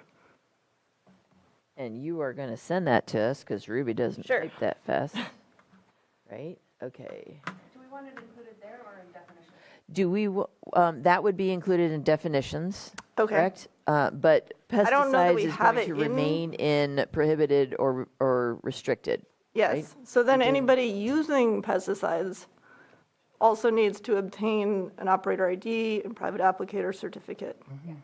And then, of course, comply with all of the pesticide laws and regulations. But I don't know, did we have that in definition before? I don't think I don't think so, definition, but but we can add We'll it. add it. Yeah. I think that, I'm not sure where the ag pesticide ID requirement lives, but this would be a great spot for it. I'm not sure where the ag pesticide operator ID lives in, I'm not sure if it's in the CUP standards or if it's in the ordinance, but this would be a great place for it. Well, we do have the reference that requires compliance with all local, state, and federal licensing or permitting standards. It would I be. think that's a little bit vague, though, and if Okay. it's actually spelled out in this ordinance, then that's going to be like an aha moment for people. Do we Yeah, want I to think it's have, been a challenge to get people to do it, so. Okay, so add the requirement that Ma- use of pesticides requires an, Yeah. what? Say that Pesti- again? Use of a pesticide as defined Uh-huh. requires an operator ID. And I don't want to limit it to private applicator certificate, but any pesticide applicator, appropriate pesticide applicator certification. Yeah. Got it. is this another thing that might be better under operating standards as well? I know I we think have we can- prohibited uses in here, but just asking. I think that's Do we fair. need further requirements really drawn out? Or does it just naturally become part of the property management plan? Do we need a special plan for pesticides? I think that it should stay in prohibited and restricted uses section, especially Okay. knowing that Catherine has had significant difficulty getting people to adhere to the regulations regarding pesticide use and application. So add the definition in our definition section, then also including the citation that Catherine just read out, add the requirement that use of pesticides as defined requires an operator ID and pesticide applicator certification. But keep it in the prohibited/restricted section of the ordinance. I'm going to change my mind on that. I think it should go in the development standards, because I think one of our goals is to have one place where an applicant would go and say all the things they Yeah. need to get. And that's something they need to get, and a lot of them don't know. I'm hearing a fair bit from folks. I'm just like, I think what's it this goes thing that I'm both. supposed to get? And it's like, yeah. It goes may- both. Yeah. Because some of it is prohibited, then we'll keep the requirement and then add in development standards. What do we put in there? The requirement for the applicator, the permit or the, Okay. those things, the, Pesticide license. exactly, So whatever that's called. it kind of seems worth it to repeat it. Like this one might be think it might be. repetitive, so that we place it in both sections. And I I'd also like to think, bring it, sorry for interrupting, but I'd like to bring attention to general requirements. It does state Department of Pesticide Regulation as a general requirement for these permits. So that is an additional place where this is located. Good, so we'll keep it What- there. What page is that That's on? good. 27-112 within Article 27 of the zoning ordinance. 1, 2. So what does that translate to in our packet? We don't have it in our packet. It's Oh. in the code. Okay, can you read that again, how it states? Absolutely. General requirements. State licensure and permits as required. A person or entity shall not engage in the commercial cultivation of cannabis without first obtaining a Lake County minor or major use permit, a state cannabis cultivation license, and applicable permits such as from the Department of Cannabis Control, Department of Food and Agriculture, Department of Pesticide Regulation, Department of Fish and Wildlife, the State Water Resources Control Board, Board of Forestry and Fire Protection, Central Valley or North Coast Regional Water Quality Control Board, Department of Public Health, and Department of Consumer Affairs as appropriate. Okay, but so their pesticide use permits are not issued by the Department of Pesticide Regulation? Those are issued by county ag commissioners at the county level. Okay, so we'll make sure we add that agency into that. and I think additionally, having the definition of pesticide may help with clarity. I think there are lots of folks who read Department of Pesticide Regulation, and they're like, I don't apply pesticides Totally, yeah. based on what they believe are pesticides, which is the incorrect definition. So, So that opens up an interesting thought. Typically, all of our definitions are stored in Article 68. Does the task force want a definition specific to Article 73? Or do we keep all of our definitions still in Article 68. That would mean that we would be amending Article 68 to We're add already going to definitions be in there. amending a number of things in Okay. different zoning articles. Yeah, for instance, the voluntary withdrawal, that's in Article 50-something, that's in revocations, expirations, it would go there. So Article 68 is definitions. So I know that, yeah, we want to keep it a one-stop shop as far as policy goes in the single ordinance, but to a certain extent, that's not going to be possible. Yeah. Folks may have, people that aren't used to dealing with land use may have a harder time finding definitions if they're not also in this, but then you end up with having to repeat them in the code. Exactly. So I would recommend that for definitions, we have something in there that just says, hey, look at Article 68. Okay. Yeah.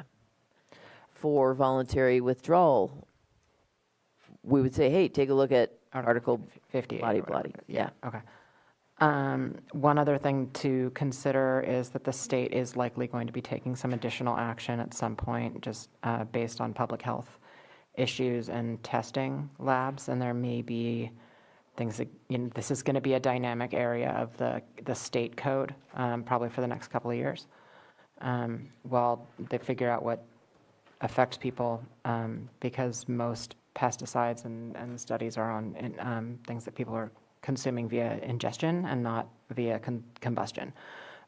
So that's, and that is a big topic right now at the DCC and in the legislature, and in the public. There's been a ton of recalls, a ton of other things happening, so. Good. So as the industry pivots and legislation changes, it would still go through the county ag commissioner's office. Right, and that doesn't change the definition, and we're not specifying, Exactly. specific pesticides, so, Okay. yeah. Excellent. So we're covered. So to recap, what we've got is pesticides. We're going to actually purposefully make this located in two different sections. One, the definition will, in Article 68, we'll add the definition of pesticides. We're going to keep it in the prohibited and restricted in that anything not allowed by the state is prohibited, but add that section just to catch anybody that there is a requirement for use of pesticides as defined will require the operator ID and pesticide applicator certification over in general requirements. We're going to keep it there in that general list of state licensures required, adding county agricultural commissioner's office there. That's what I've got. Anything else? Did I miss anything?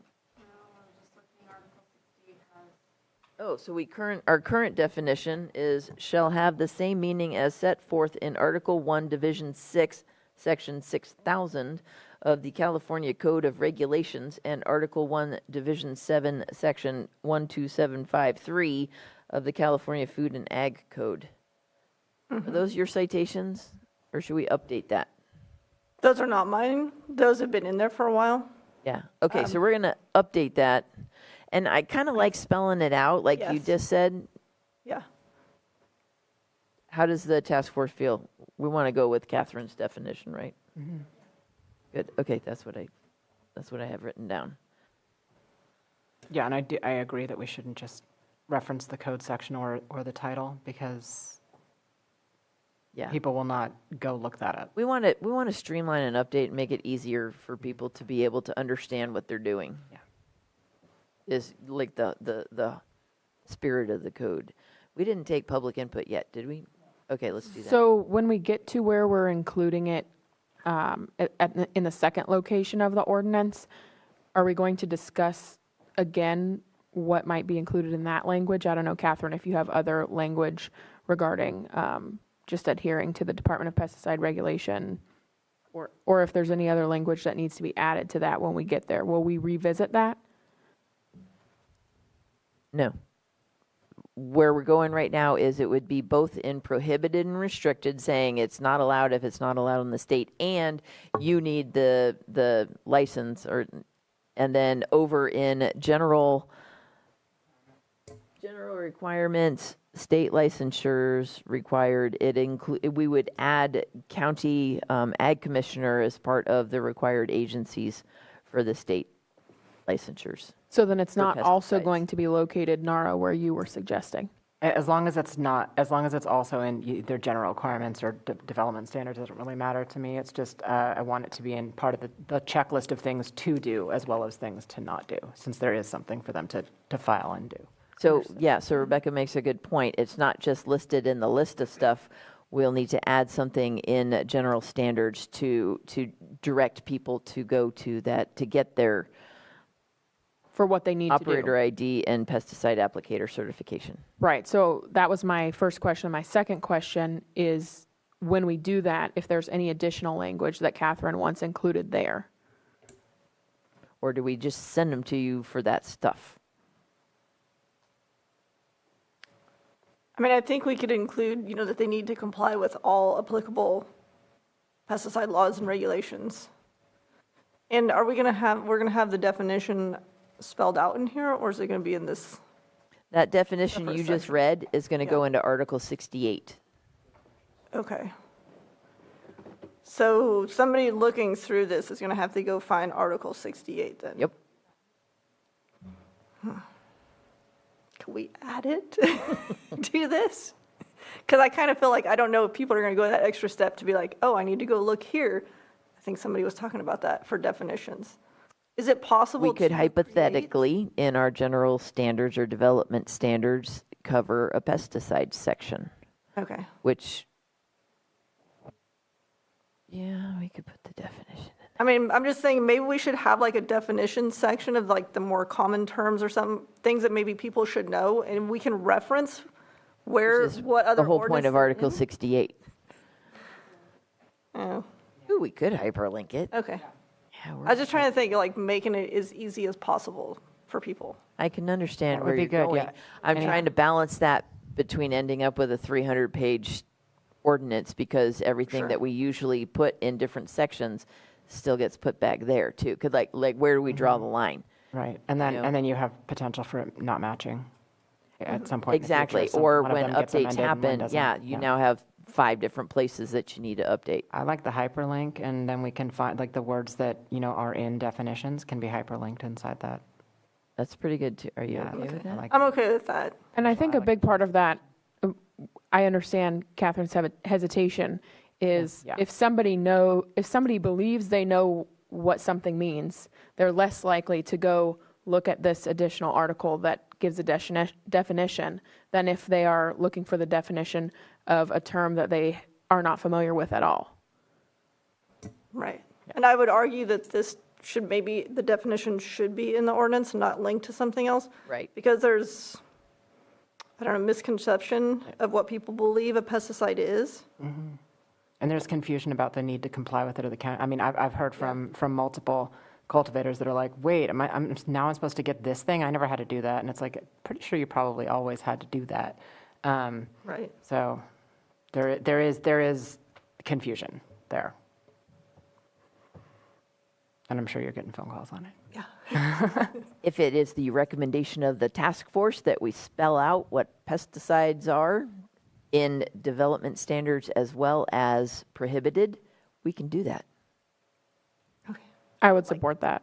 And we can even include it in Article 68. Yeah. Yes, I yes, think it should be. that's fair, because this is an important one that we can't let people just breeze over. So for emphasis, okay, that's part of it. So And then maybe you'll have less folks that come to you and say, well, I didn't know that XYZ was a pesticide. no, what we'll have is less folks that when our staff is out there doing annual compliance monitoring, we come into contact with pesticides. And you say, what's this big jug of BT? Yeah. No, I think it has merit. Okay, let's add that. Thank you. Let's get some public input. Excellent. Wait, anybody in the room? Nope. Okay, Zoom, go ahead. Angela, go ahead and speak. Thank you, Ruby. Just has it been thought about maybe putting an appendix of all the links at the back of the ordinance, and then you could just say see appendix? Just like Maria, you were saying you didn't want it to be a 300-page, but I don't know if you consider making an appendix at the back. But aside from that, I just wanted to get a little bit of clarification, excuse me, maybe from Catherine. When someone applies for an operator ID or an applicator certificate, I think I know the answer to this, but I just want to make sure. Does that come with storage requirements and regulations, or is that separate? And who approves or verifies compliance with storage requirements? Do you want me to answer that? Okay. So the operator ID doesn't, it really doesn't have to do with storage. So it's any agricultural, production, cannabis, pears, whatever. If you are applying pesticides on your crop, then you're required to get an operator ID, and then you keep records and report your pesticide use. So with that, my staff also goes out and they do site inspections. So they're checking to make sure that pesticides are being applied in a safe, effective manner. The public and workers are safe, the environment is safe. And during those inspections, we do check the storage of pesticides to make sure that they are being stored properly. The storage, facility is identified as such. I'm trying to think what else. We also, look through training records to make sure people are being properly trained and information is being posted that's required to be posted. Did I answer the question? Okay. Yeah, thank you, Catherine. So I guess my next question would be, so similar to how there's fuel storage standards where it has to be on concrete, would the task force want to put in something for storage of properly storing, or not defining what the storage should be, but properly stored? I think we have that different already. people store them in different ways, but we want to make sure that they're contained. Is what I guess what I'm trying to say. That is a pretty standard condition that comes from EH. Yeah. Okay, thank you. Yeah, thanks, Angela. That is important.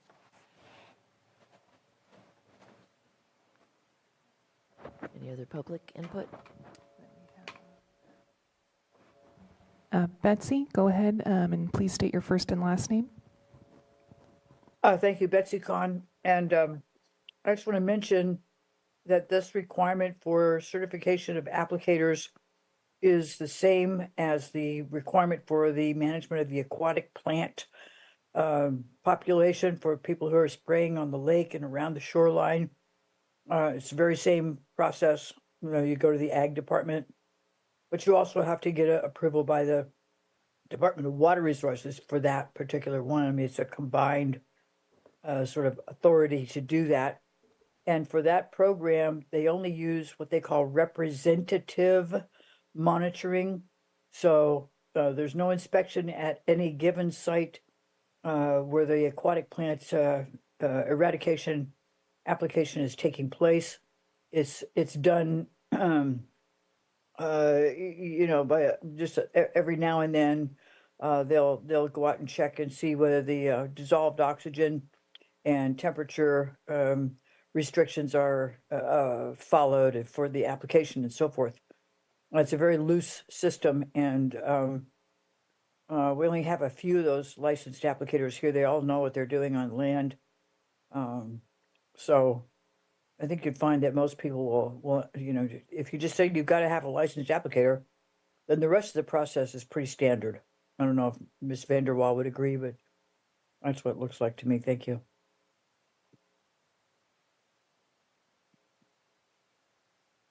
Thanks, Betsy. Okay, that concludes public input. We'll bring it back to the task force. Can I add one thing? Sure. So I was looking, because I didn't realize that we already had that definition of pesticide in there, which also includes, what is it, Title 3, California Code of Regulations, Division 6, Chapter 1, definitions. I would like to keep that in there, that code section in there, and I can email you that language. That basically feeds off the food and ag code definition. Let me get to it. So that reads, pesticide means any substance or mixture of substances that is a pesticide as defined in the Food and Agricultural Code and includes mixtures and dilutions of pesticides.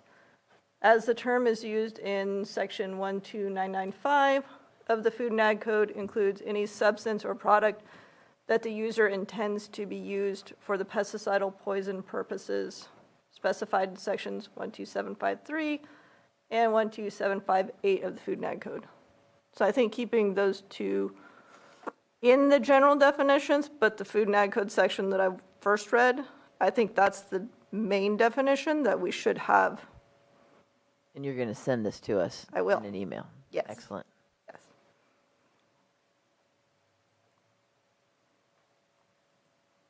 Bringing it back to the task force, what I have is in section 68, or article 68 definitions, in general development or general requirements, as far as we're going to create a section for pesticides, we're going to have that definition, including those citations, included in both places. We're going to add ag commissioner to that list of state local and state agencies for required licensure.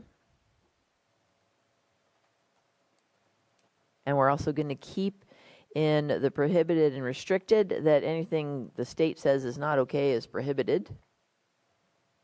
But we're going to get a little repetitive on our definitions for pesticides just for additional clarity to make sure we're catching everybody. That's what I have. That's what the motion would be if anybody wants to make one. Can we just say so moved? Yep. This is Jennifer Smith, so moved. Second. Was that a second from Nara? Yes. Good. Okay. All those in favor? Aye. Aye. Any opposed? Ooh, moving past that one. Next, protection of minors.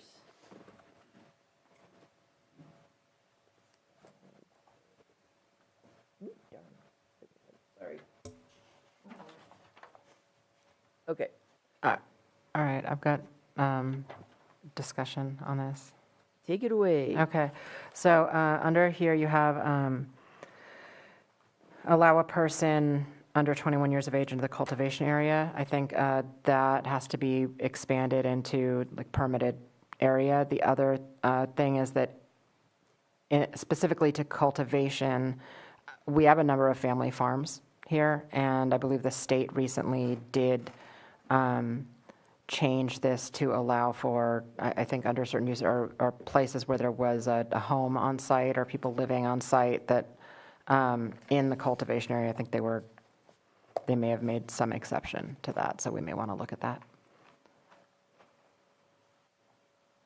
Sometimes, so like certain family farms, right, they have their vegetables that they get that they are growing for CSA or farmers markets, and they're in the same beds and gardens, and for some of the craft farmers as their cannabis, and they have their kids helping harvest the vegetables or things like that, and so then the state having that requirement to not allow anyone under 21 in was problematic for those farmers, and I do believe that they made an exception or a change for that, that specific when there's a family or home on the site, especially considering that, and that would be just for cultivation because there's not a lot you can do with a raw plant either, or a raw plant that's fresh out of the cultivation area that would intoxicate.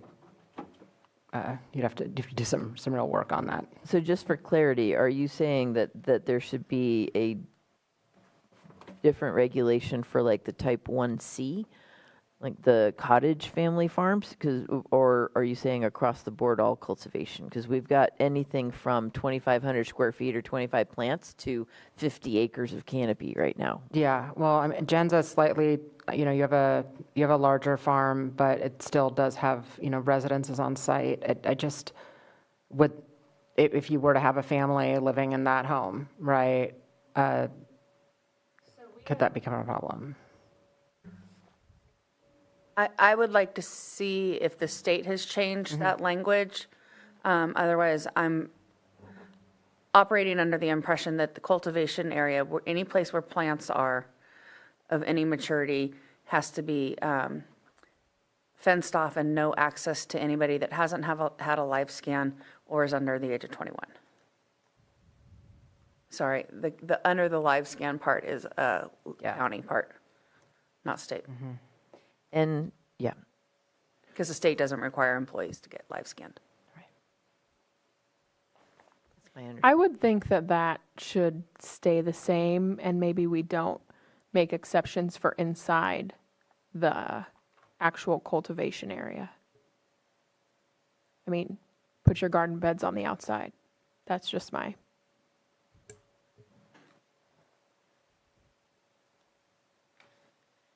I think we should allow parents to make their own best judgment and keep the state law as it is. Fence in your cannabis and use your best judgment. Yeah, so do we know what actually is the law? I know, Nara, you said there may have been an exception, so I would think we need clarity on that. I am looking it up right now, trying to see if that, it was a reg change recently, so we could move on. I could try to find this language and send it, or we could. Would you like a 5-minute break? It's now 2:20, so. I will see if I could find it in 5 minutes. Let's take it a 5-minute break. Pages of code. Good standing moment.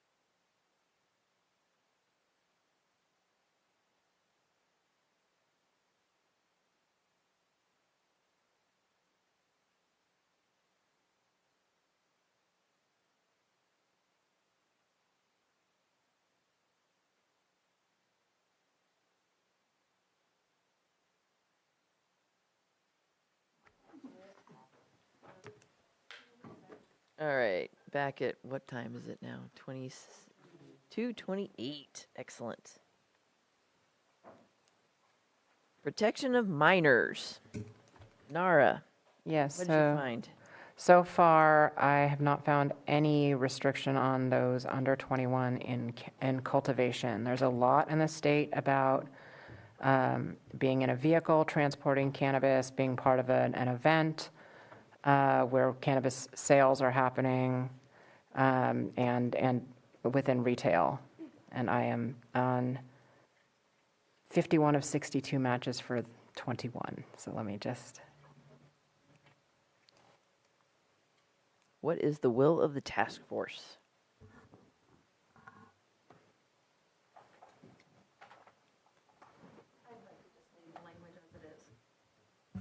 I'd like to leave the language as it is.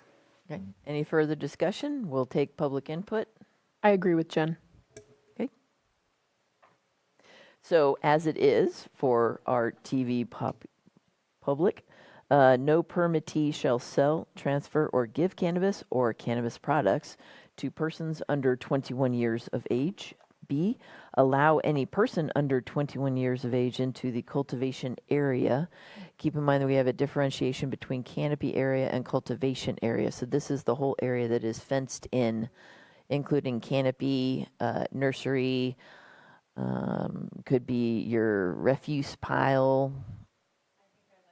That's a whole fenced-in area. Okay, then I would like it amended to say canopy area, where the plants are at any maturity, whether they're Nursery or immature and flowering, yeah. and flowering. Immature and flowering, yeah. But keep in mind, it's also within that fenced area. So I don't know how you're going to enforce that. It is what it is. Okay. Canopy area. So a change to from allow any person under 21 years of age into the canopy area. And then C, employ or retain persons under 21 years of age. So there is a slight modification proposed. It would be limited, correct. So it would not include processing facilities or processing areas. There's finished flower in there, so, yeah, I think we would add that language. So canopy area or processing area. Anywhere there are plants in any life stage. Yeah, I don't know that manufacturing is included in this either, or distribution. I don't know that we need to throw extra stuff in there, but I mean, that is where there's it final absolutely shouldn't be finished form. manufacturing Yeah, or exactly. And then there's final form product in there. Yeah. But right now, the way it's written, it only covers cultivation. How about, then B would be allow any person under 21 years of age into any area where cannabis flower and or product is present. That what we're saying? Yeah. Okay, so that would be a modification. Further questions from the task force before we go to public input? Opening it up for public input in the room. Andrew? Hi, Andrew Dubs Kramer. Just wanted to mention that this may be an opportunity to defer to state law. I think the state has quite a lot of language around minors and protection of minors within its law and regulations, and we may not need to redefine it here. We may be able to point to state law there rather than worrying about adding in manufacturing and distribution. That's a given in state law that, you know, people under 21 aren't allowed to be in there. So, thank you. Thank you. Anyone else in the room, in the board chambers? If not, we'll go to Zoom. Betsy, go ahead. Thank you. Yeah, I would advocate for keeping the language of the cultivation area, maybe say the enclosed area for anything. Enclosed in the fenced area, whether it's canopy or cultivation or nurseries or whatever it is. Just don't allow anybody in there that's under 21. Thank you. Thank you. Any other Zoom? All right, bring it back to task force for discussion and action.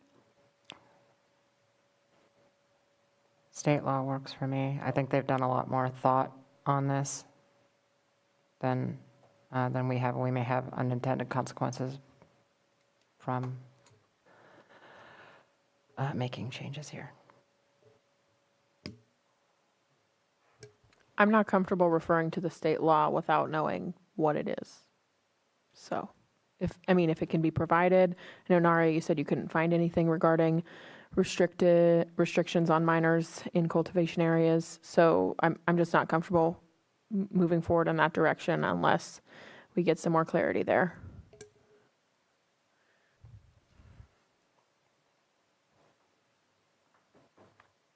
I'm not looking at you because I'm allowing for task force conversation right now. So far, we've got 2 input. Is there anybody else? I'm curious if Andrew has specific sections of the state regulation that he was referring to, and if he could provide them, maybe that would expedite our process up here. Maria, is Andrew allowed to come back and speak? Oh, this Andrew. Yes. Oh, sure. As opposed to... Yeah. As opposed to our former employee, Andrew, who's... Oh, no, that would be a strange ask. Yeah, that would be a very right? strange ask. No, I might have to take a break for that one. No. Come on, Andrew. Thank you. I wanted to point to section 15000.6, age restriction within the DCC's regulations, and I'll read it if that's all right. Employees or persons retained by a licensee to work within or on a licensed premises or to handle cannabis or cannabis products shall be at least 21 years of age. Thank you. So that's specifically in regards to employees and nothing else.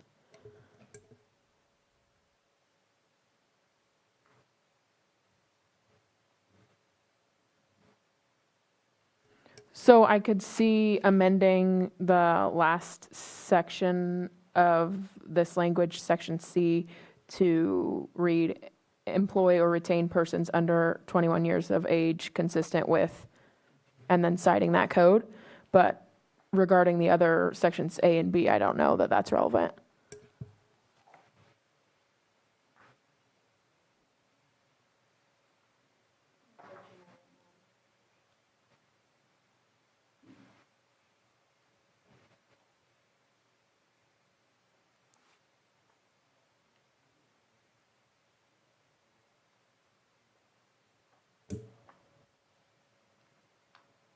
The state age restriction does also say, or to handle cannabis or cannabis products shall be at least 21 years of age. So that does, I think that does cover some of that. Like you're not letting anyone under 21 touch or handle cannabis or the cannabis product. That would include the plant in all life stages. We're getting there. We're getting there.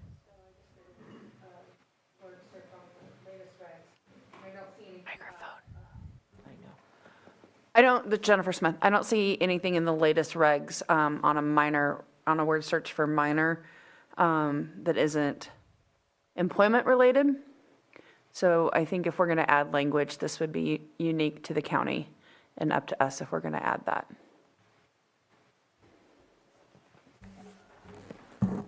But people between the ages of 18 and 21 are not minors? They cannot work on a cannabis farm as defined in the regulations.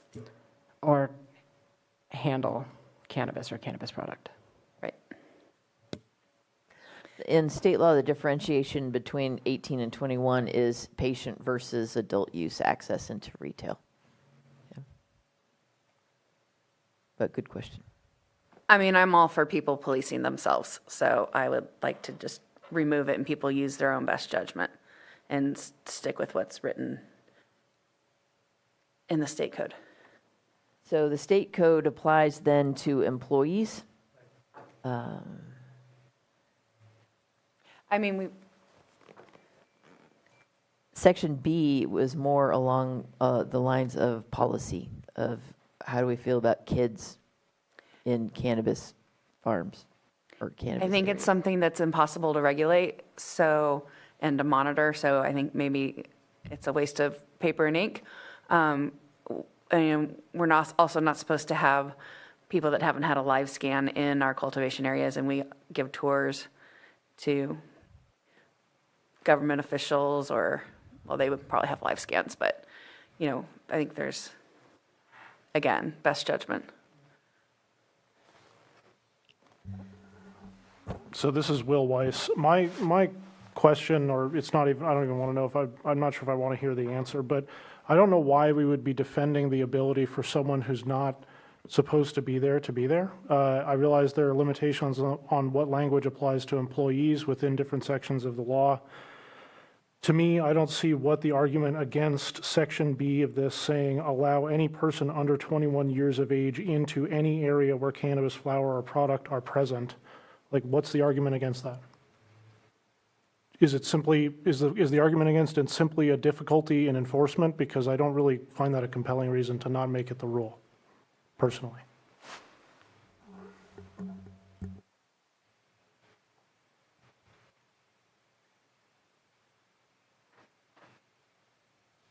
So I'm going to make a motion. If it gets seconded, then we'll have discussion and we can vote, and the motion will either pass or it won't pass because we seem to be at an impasse. So my motion is to accept the language, no permittee shall A, sell, transfer, or give cannabis or cannabis products to persons under 21 years of age. B, allow any person under 21 years of age into areas where cannabis at any life stage or at any growth stage is present. C, employ or retain persons under the age of 21 years of age pursuant to section ... Insert the section that Andrew cited there. Can I get a second? I'll second. Is there any discussion? I'd like discussion because I liked the idea of adding cannabis products. So Jen, would you like to amend? I would like to amend the motion for verbiage on Part B to include cannabis products. So the motion would read, allow any person under 21 years of age into areas where cannabis and cannabis products Cannabis at any life stage and cannabis products. are present. Any additional discussion? What is area? Under the current definition, it says cultivation area, which is a defined area, or Jen talked about canopy area, which is a defined area, but when we say just area without defining that area. My understanding is the term area would be interchangeable with location or premises or like actual spot, right? So they can't go into a processing building, they can't go into a field, they can't go into a greenhouse before you're putting plants in the ground, et cetera. Okay, so just so we envision this. So it's the premises. Premises, yeah, but like we've had annual monitoring sites or complaints come in where it's showing the kids at the parking area, but it's inside the fenced area. So, but they're not in the greenhouse. They're in the, yeah, so just so we're envisioning kind of what that looks like. I think it should be defined if we're talking about code. So what would your recommended amendment be, Nara?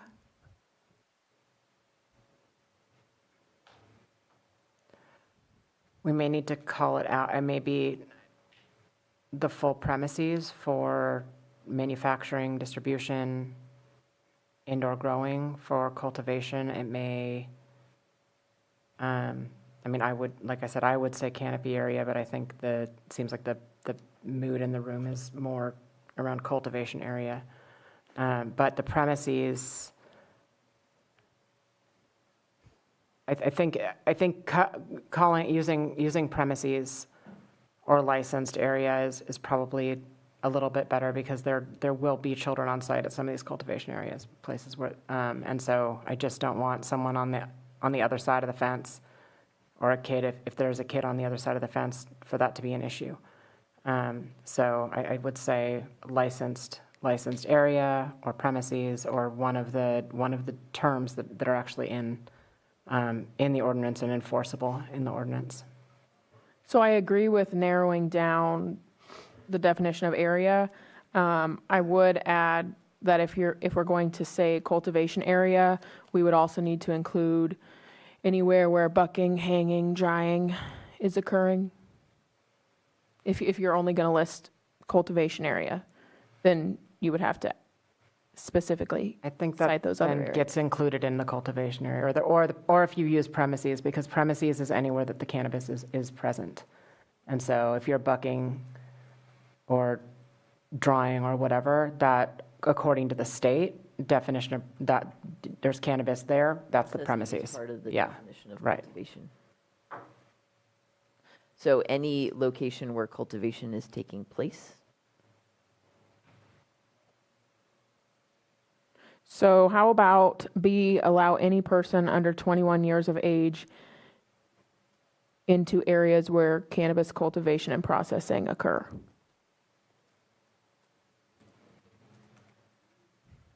You're then leaving out. The problem is we've got area as a specific definition for cultivation area versus area of vague reference to a location. So that's where we kind of could use some I clarification. think premises is probably going to be, because that's a state, that's your scientific amendment, your scientific, when the state comes out Premises to. is still cultivation area then. Right. Right? Yeah. All that. Premises, and that covers then other license types in addition to cultivation, which right now aren't covered. In our code, we have definition of premises as well. Designated structure or structures in land specified in the application that is owned, leased, or otherwise held under the control of the applicant or permittee where the commercial cannabis activity will be or is conducted. A premises can be a portion of or all of a single lot of record.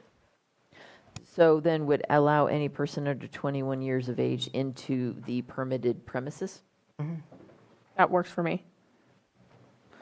So the newly amended motion would read, no permittee shall A, sell, transfer, or give cannabis or cannabis products to persons under 21 years of age. B, allow any person under 21 years of age into the permitted premises. C, employ or retain persons under the age of 21 pursuant to section insert code. Any additional discussion? Seeing none, we'll move to a vote. All in favor, please signify by saying aye. Aye. All opposed? No. I'm going to abstain on this one. So 5-1 and 1 abstention. That passes. Got it. Okay.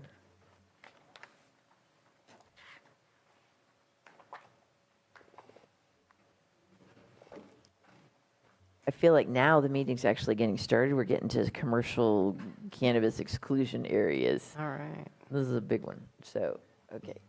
We've been doing really good today, though. Thank you, everybody. That was a warm-up. That was a warm-up. Now we're jumping in. Did you get that one, Ruby? Okay.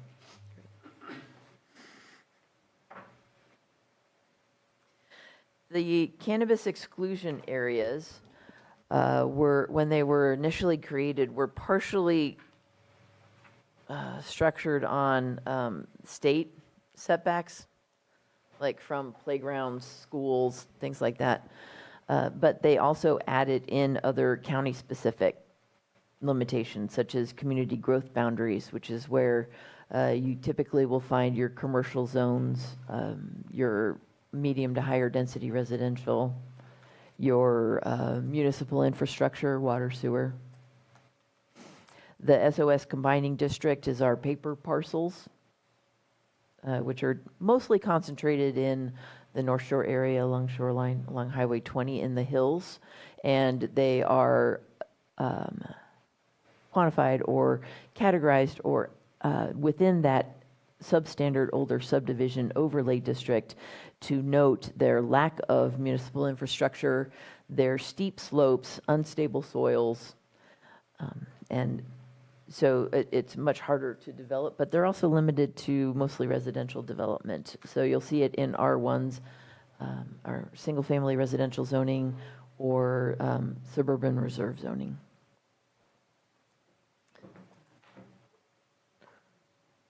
Public lands speaks for itself.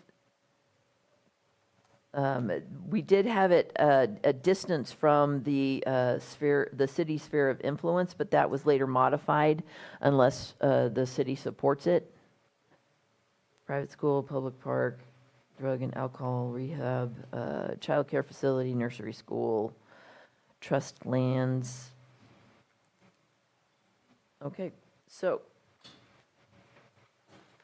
we can keep this, we can change it, we can throw it out.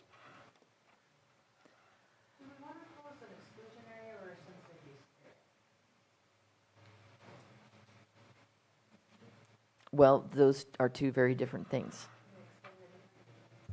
Can you explain the difference between sensitive use and exclusionary area? Sensitive use is more of a CEQA or an environmental impact topic. We referred in CEQA initial study checklist to sensitive receptors, which are schools, places where we have, I think, elderly facilities. Michelle, do you have hospitals? Anything else you can think of? So Not off the sensitive top of my head. is actually a term,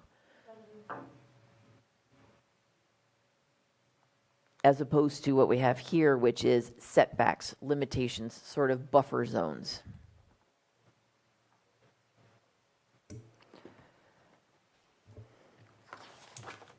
Where does the 1,000 feet come from?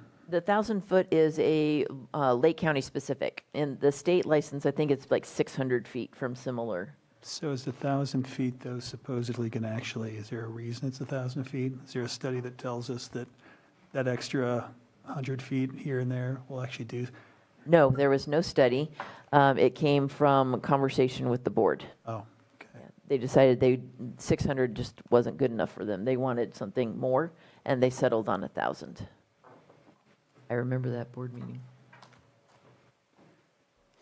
So I hate to go there. So the setbacks we have, and I don't even know if this is a section to bring this up, but I've been thinking about that a lot. The setbacks that we currently have from grows to buildings or whatnot, it seems like a lot of the things we're talking about, the odors, the lights, all these things that might be issues in lots of areas like my own, the setbacks don't seem to do much. So what I'm wondering is expanding the setbacks, would that help answer a lot of the questions the public has with all these other issues, with odor, with lights, with sound, with 1,000 feet that just somebody pulled out of the air to make them feel better?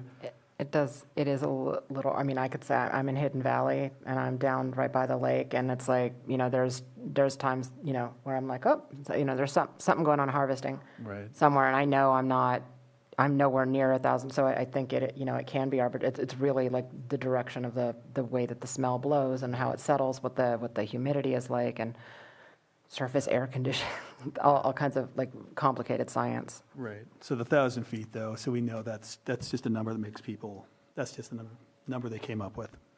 Okay, so there's a lot of things connected to setbacks, and where I live, we deal with it a lot. People talk about them all the time, and to be honest, none of us really understand what that means. I think the 1,000 foot tells me what it means, so I'll leave it at that.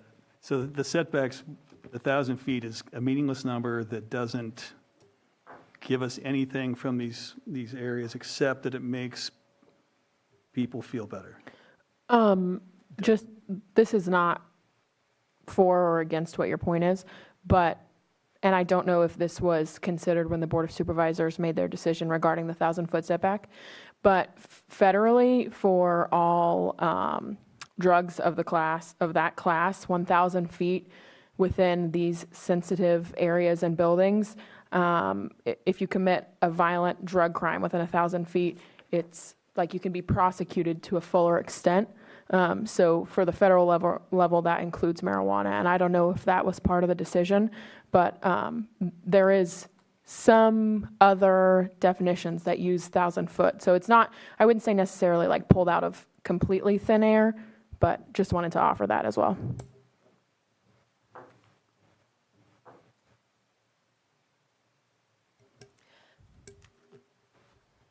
So what we're looking for here from the task force is it could be anything from an amendment of that 1,000 foot or taking a look at the current list to see if there's anything missing or if there's anything that should be removed.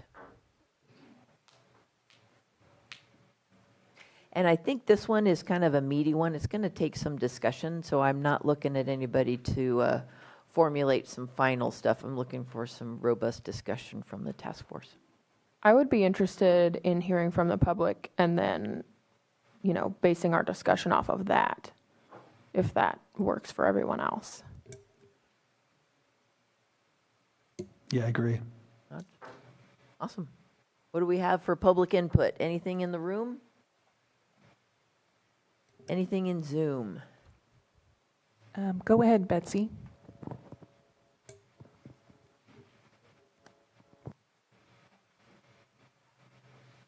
Can you hear me? Yep, go ahead, Betsy. Great. I didn't see the little unmute thing. So yeah, Betsy Kahn. This is as Maria said, this is very complicated. We already have the restriction that none of these operations can be within the community growth boundaries. And that's the nearest hard line. The furthest has some of these operations going out into areas with impacts that are greater than 1,000 foot. I mean, it's not just noise and odor and lights and stuff. It's clearing of vegetation. It's introducing new roads, all those kinds of things. And then in between, there's a missing piece, which I hear about from listeners to my radio program and other people who are concerned about this. And that has to do with people in neighborhoods who want to exclude these activities because they're directly affecting their residential properties. Now, so that's why I say it's somewhere in between. 1,000 feet from a school is not going to stop the odor or the activity levels. How we want to include the industry in appropriate areas that, schools would typically be in those community growth boundaries. So I think this is really something that needs thoughtful examination. I don't know if it should be part of the zoning and land use districts, that kind of thing. But we have to take those three things into consideration, those three impact levels. Thank you. Thank you, Betsy. Who else? Go ahead, Angela. Thank you, Ruby. Okay. So for the reasons that Maria pointed out, how the county wanted a more robust buffer and they expanded it to 1,000 feet. For that reason alone, I don't think that we should go lower than 1,000 feet. That's what we've been working with for this long. And I'm sure there's people on both sides that would like to see that setback reduced or increased. So I think 1,000 feet is a good buffer that we've had. And like I said, the county wanted a robust buffer. My other concern is there's nothing, Maria, maybe you can clarify this for me. So what would be, because it says 1,000 foot setback from public lands. So like in my area where our community is completely surrounded by public lands, would it be 1,000 foot setback from our community, or would it be 1,000? Because or is it from an individual, if somebody in our community? So the last section of it is the distance specified in this section shall be measured horizontally from the areas or uses to the cannabis cultivation site. Okay, so could we add something in here for, I'm trying to think of a way, because exclusion zone is something that we've been waiting for years to come back around for revision. And how, is there a way for us to go about having our community, which is surrounded by public lands, have a buffer around it? Because as I've explained before, the exclusion zone map is misleading on the county's website. So is there something that you can suggest that we can do? I'm not totally sure. And then one last thing, and then I'll get off of here. On part in item C, public lands, where it says including but not limited to hiking, bird watching, equestrian activities. I really feel in that list of activities that we should add hunting, because our county is one of the bigger hunting areas, and people out of sight, out of mind, right? So if you're driving down Highway 20 or it's in remote areas of the county, you'll see people walking along the roads with rifles because they're hiking out into this public land. So I think it would be very beneficial to have hunting in that list, just so people are aware of it. Thank you. Zoom guest Paul, please state your first and last name. Hi, my name is Paul Bernaccio. I'm a cultivator and a retail dispensary owner. I just wanted to voice my support for reducing the 1,000-foot setback. I know it's something that's been in place for a while, but it's something that frankly is just too much, and it's affected a lot of cultivators just based on using their land and being able to optimally create the farm that they want to do. And I just feel like we don't really know where it came from. We can't really define why we did it. It's been in practice for a while, and what we're doing here is kind of reevaluating what has worked and hasn't worked, right? And so from my point of view, somebody who's spoken to cultivators and is familiar with cultivation, 1,000 foot is a lot. And like Nara says, it's more about the direction of air, wind, and time of year sort of thing. I also just want to throw in real quick, I drive up and down Highway 20 every day, and I've never seen somebody with a rifle walking into the woods. So I'm not sure where that one came from, but thank you. Anyone else? Go ahead, Holly. Oh, hi, Holly Harris. I have a couple of things here. First of all, I have quite a number of things on this because it's a long list. So what I would like to suggest is that we take each one individually and go through it. Otherwise, we'll be going back and forth, back and forth, back and forth, and never really have a cohesive talk about any one particular topic. Then secondly, because I personally feel, and the public, does feel, a lot of the public, there should be increased setbacks based on the size of the project and the sensitivity of the location.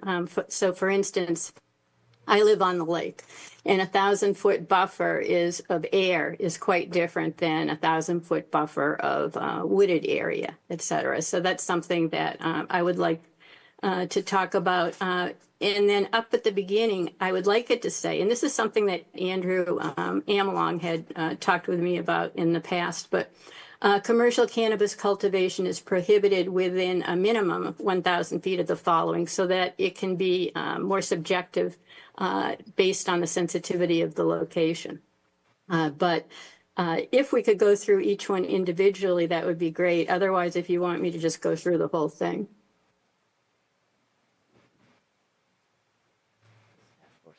That's a question. Holly, when you say individually, do you mean individually under item C, go through your concerns regarding A through J? Correct, but actually not even just I can do that, but I would prefer to hear a discussion, say, on the community growth, on A, the community growth boundary, just in general. So for instance, should the community growth boundary actually be the the LAFCO sphere of influence, because that's where, growth is projected to go, things like that.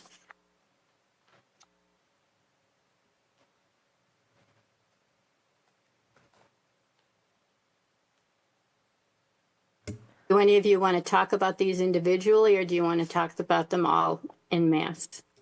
I'm good with, I think that addressing them individually could help with some of the issues that Richmond was talking about, which is sort of this arbitrary 1,000 feet from all these things. There may be more, a more nuanced setback or changes that want to be made on an individual level here, but it is, I'm also looking at, we're trying to get stuff done here. I think this is one of the most important sections in terms of the public, from the public point of view. What we always talk about are the exclusion areas. And so I feel that after 2.25 years of discussion, it would be great to talk about it a little bit longer. What if we proceeded with the rest of public comment and then we internally, as the task force, went through them in that manner? I think it would get a little bit messy to take public comment on every individual item. So I would be in favor of the public listing their support or preferences regarding each item together at once, and then we can have the opportunity as a task force to go through them individually if we so wish. Okay, so you want me to just go through my list here? Yeah. Yes. Okay. So, community growth boundary is described by the Lake County General Plan. As I just said, LAFCO's sphere of influence, for instance, in our area, the Clear Lake Oaks Water District, has a sphere of influence. Oftentimes that includes the suburban reserve, areas, because those are the areas that they potentially plan on bringing in water to and ultimately becoming the community growth boundary. So I'm wondering if that should actually be the sphere of influence instead of the growth boundary. Okay, that's one thing. I said that there should be increased setbacks based on the size of the project and sensitivity of the location. For instance, as I said, at the edge of the lake, 1,000 feet of air is not enough buffer. Then I would like some clarification on exactly what are public lands. For instance, according to the State Land Commission, Clear Lake is considered a public land. Angela had suggested adding in hunting. I'm suggesting adding in fishing, boating, and camping, because people are all over Clear Lake, and I would like it clarified that there's 1,000-foot buffer from the shoreline from the 7.79 Rumsey or 7.69, whatever it is. Let me see. Then they talk about. Hey, Holly, could you just refer to when you go to different letters on this one, like A through J? Could you just so for my notes, I can know if I need to move on to a different letter as you're going down your list. Okay, that's fine. I didn't have them by letter. I just had them by bullet. That's why I was thinking of doing that. Okay, so if we go back up to C, I have no problem with the SOS combining district. So C, in public lands, if we could add in fishing, boating, and camping, along with hunting, because Clear Lake, which comprises a large portion here by the Public Lands Commission, that is considered public lands by the State Lands Commission. I would like to see that clarified. Let me see. Then I wanted to ask about there's a list of exclusion zones that you have on the maps on the GIS that are not listed here. And then you have other things here that are not listed on the GIS. So I just wanted to clarify that. On the GIS, you list 1,000-foot buffer from public water districts, 1,000-foot buffer from private water districts, 1,000-foot buffer from water district sphere of influence, and 1,000-foot buffer from the farm protection zone. I'm assuming, that's why I'm also asking about the community growth boundary, because it does show that on the county GIS. Holly, just one moment. The water districts were removed later. The board made a clarification that you could be located within a water district sphere of influence. However, you could not connect to public water. Okay, so that's public water. So you're saying that deletes public water, private water, and the sphere of influence? Because Yeah, the sphere of that influence would exclusion be- area map GIS layer, I don't think was updated after the board took that further action. Because we actually had a property that was within the a sphere of influence, or within a water district boundary, not just the sphere, but within the boundary. But the board recognized that there are some arable lands or places where you could get a permit within that area, and so they changed it so that you just couldn't hook up to the municipal water district for purposes of cultivation. Okay, so you're saying that that one particular buffer from the public water districts has been removed. Yes. What about the private water districts? I think it's the same thing. I think we'd have to double check on that ordinance, but you are allowed to have it within so long as you're not hooking up to a municipal water source. Okay, but this would be a private water. Mm-hmm. So is that the same thing or is that different? I'd have to take a look. Okay. And then I assume the farmland protection zone, since it's not on this list, is going to come up in the future? Farmland protection zone listed additional requirements such that you cannot have outdoor cultivation anymore, but it would require mixed light and indoor. So right, it's no, not an I exclusion understand that. zone I in guess what I'm particular. asking is that we aren't discussing the farmland protection zone in this portion right now because it's not on this list. Correct. That's listed elsewhere. Okay. It's right after this. Yeah. Yeah. Got it. Yeah. So that's basically it. I guess some of the other thing is it says a licensed childcare facility, nursery, school, church, or youth-oriented facility. How is that decided? I mean, do you have a list that you keep? Yes. There is a $20 fee that an applicant pays for daycare. The list is confidential, and so we have a MOU with the state, some department, that we do a daycare check. So we get a current list of licensed daycares and preschools. And so it's kind of like a snapshot. After the approval of the permit, should someone establish a family daycare or something like that that's licensed by the state, that would not cause the permit to be revoked. But we are checking that every time we process an application. Okay, and what about church or youth-oriented facility? Is that another thing that's kept on the, that you have a $20 processing fee for? No, because that's not a confidential list maintained by the state. We just take a look on Google. For churches and youth facilities? Mm-hmm. Okay. All right. That's pretty much it at the moment. Awesome. Thank you. Any other public input?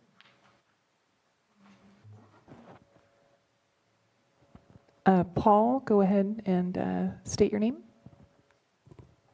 Hey, this is Paul Bernaccio again. I just wanted to say that, when we're talking about adding things to the list like hiking, camping, swimming, at this point, we're talking about just pushing farms out of the county. We're talking about not regulating where they can go. This is straight up pushing them out and removing them, large chunks of area. And these are projects that are beneficial. They are beneficial to the community. These people do help. And we've decided as a county, as a state, that we want these things. So I just wanted to remind everybody, when we're getting into that list, please keep in mind, we do want to attract more farms, and hopefully this becomes, something that is more beneficial in the future. And we don't want to be too aggressive with our choices. So thank you. If I could just add a point of clarification, subsection C talks about public lands, regardless of what anybody's doing on them. The list was just sort of an example of what people do on public lands. The input that seems pertinent is whether or not we consider Clear Lake to be included within public lands. And so I think that request for clarification from Holly actually has merit that we might want to look into. But what people are doing on public lands, hunting, fishing, camping, Doesn't matter. whatever, that's irrelevant. It's just an example. The language in there says included but not limited to. Exactly, yeah.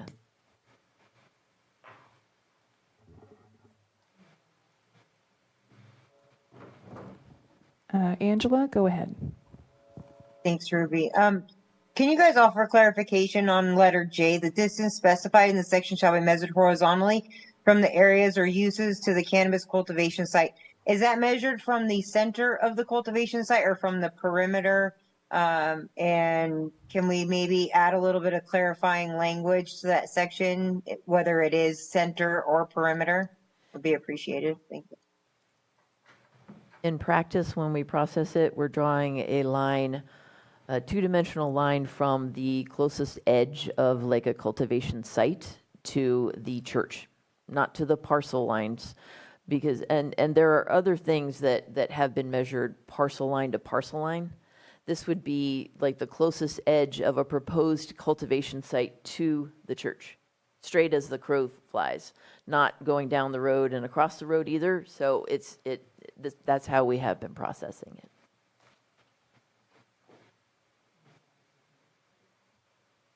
The other times it's travel, right? And so some There are a number of different jurisdictions do ways. that. Yeah, there are a few different ways that things are typically measured. This was, and so that's why it's specified exactly. So when you say horizontally, you take the horizontal slope as well? If there's a slope, you're not... No, we're drawing a are you line. doing a... Yeah, we're so- looking on the map. We're not going downhill. Mhm. We're just going on a two-dimensional, like a measurement like you could do on Google Earth or on GIS or on our site plan. Yeah. Okay, and I think the reason that I would like to see clarifying language in that is as you can it for future employees when they have to look at this, there isn't any question of, okay, you measure from this spot at the cultivation site to the nearest building or whatever it is, but to give some kind of outline so that it isn't one person measures from here and then the next person measures from here. So it stays consistent, I guess. Thank you. We could change cannabis cultivation site to cannabis cultivation area or cannabis cultivation canopy.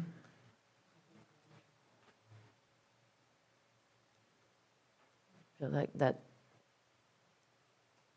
leave that to task force. More public input? Go ahead. Go ahead, Betsy. Thank you. I would like to address item D, which says an incorporated city sphere of influence unless blah, blah, blah. I think that you should have that reflective of all spheres of influence because that encompasses everything that LAFCO does and permitting does. You've got fire district, water district, sewer district, school district. I don't know, there may be another one, healthcare district, something like that. But they all have spheres of influence and they all have impacts on what people can do with their property, depending on where they are in the land use and zoning designations within those spheres. So I'd really like to see that expanded to include everything. Thank you.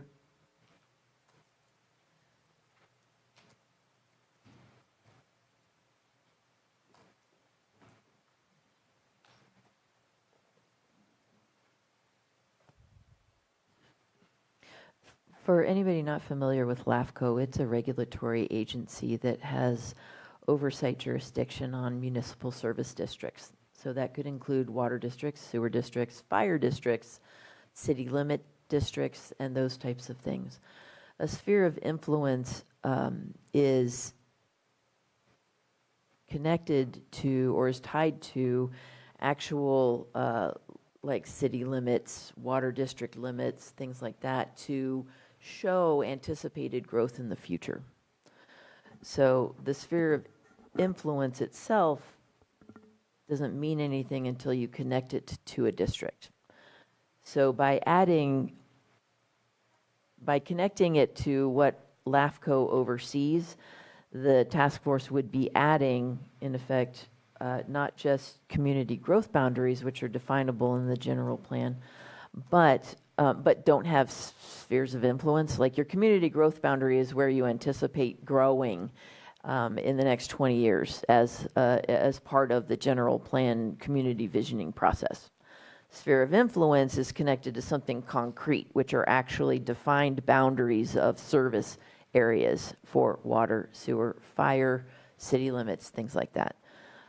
Just to sort of clarify. So if the task force supported adding all municipal service districts over which LAFCO has jurisdiction, you would in effect be adding water districts, fire districts, sewer districts, city limits, things like that. So that's what you're looking at if you're going to use LAFCO as a reference point. Maria? Yeah, go ahead, Betsy. I would say that it has nothing to do with LAFCO. It has to do with health and safety services, which are part of the public services element of the general plan. Has to do with policies for delivering those. And an alternative that I would suggest and that might be interesting to do would be a sphere of influence analysis for the actual community growth boundaries.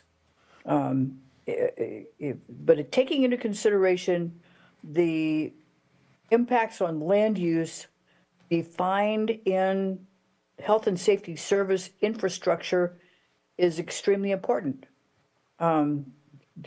Water is just one, fire is another one, emergency response, medical care, fire suppression, all those things are factors that need to be addressed in this ordinance through whatever compliance areas there are. But to conceptually define where you can expand this operational possibility. I understand the gentleman who said we want to be encouraging the industry, but we also want to be careful not to exceed the safety capacities, and we're not at this point actually looking at the safety of our groundwater usage in applications for major use permits for cannabis cultivation. So I think these are things that are all tied together. It doesn't have to necessarily refer to LAFCO. Good. Thank you. Yeah, thanks, Betsy. I just know that we don't all think about LAFCO very often, so I just wanted to make sure the task force kind of understood since it was mentioned. But thank you for that clarification.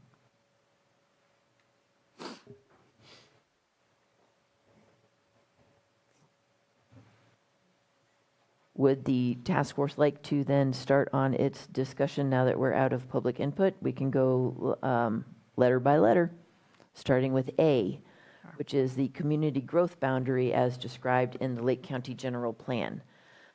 I can illustrate that for you a little bit since we're going through the actual process of that right now. Before you do that, Maria, just because Richmond had mentioned it, do we want to start with the actual first statement, which is commercial cannabis cultivation is prohibited within 1,000 feet of the following and or uses? Only bringing that up because Richmond, I want to make sure that everybody's thoughts are acknowledged and we at least spend some amount of time there. Yeah, my challenge with 1,000 feet is I think we talked about something else where there's no data on it.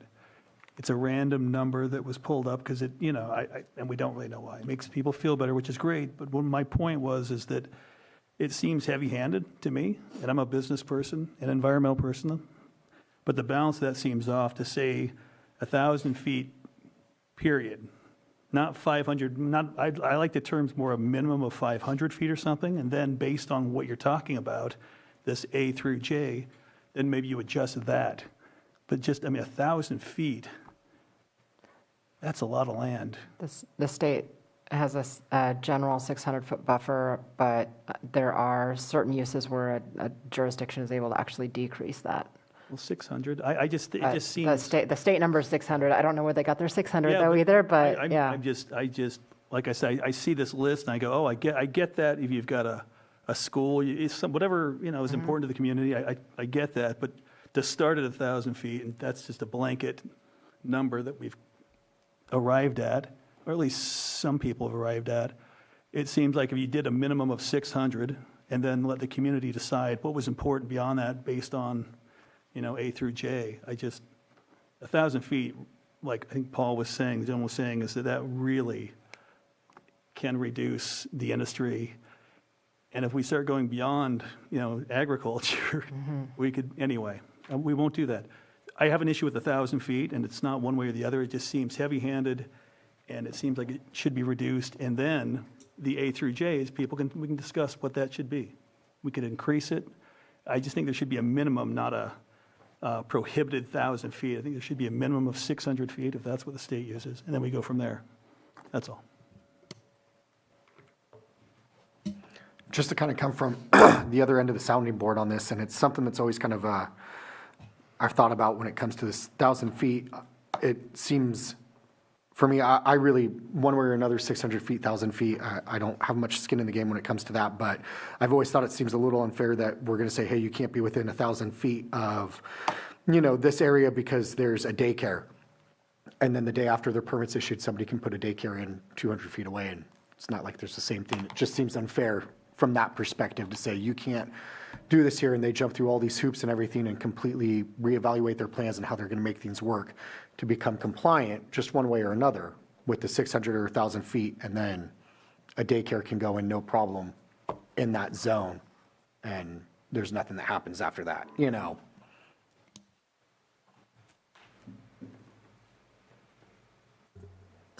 This is Jennifer. Specifically talking about daycare, I think it's challenging in that daycares and bus stops, there's another thing that can change at any given moment. And there may be a daycare in 2022 that isn't there in 2023. And that could present a lost opportunity. So I think, and I don't know if that's in the state. State, it doesn't include daycare. State is K-12. Okay. So I think that that's something that should be further discussed. Although we skipped the 1,000 feet, so let's go back to that. I, like Maria, also recall the 1,000 feet board meeting very well. And I think that 1,000 feet was kind of the minimum that we arrived at. There was a lot of community support for greater than 1,000 feet setbacks.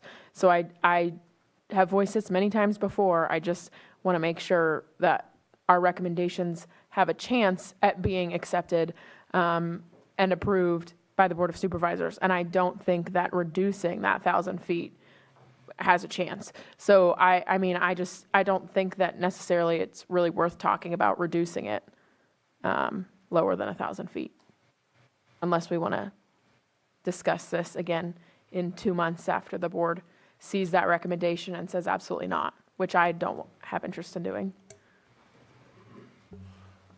So how does that mesh with the board's general will that the cannabis ordinance mirror state rules where possible?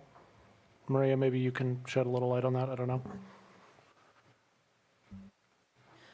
The board created the task force to update the code so that it was reflective of lessons learned in the last few years that we've been processing permits, to make it easier to understand. So that's part of the consolidation. But they are actually looking at the task force for recommendations. So I would encourage the task force to really think about lessons learned, experience, where are we today as an industry, as a set of state regulations, and let them know where you stand. I can totally see Rebecca's point of that was the feeling then, but that was also a very different board. So I would encourage the task force to take what you think, to take the public input and make your recommendations on that.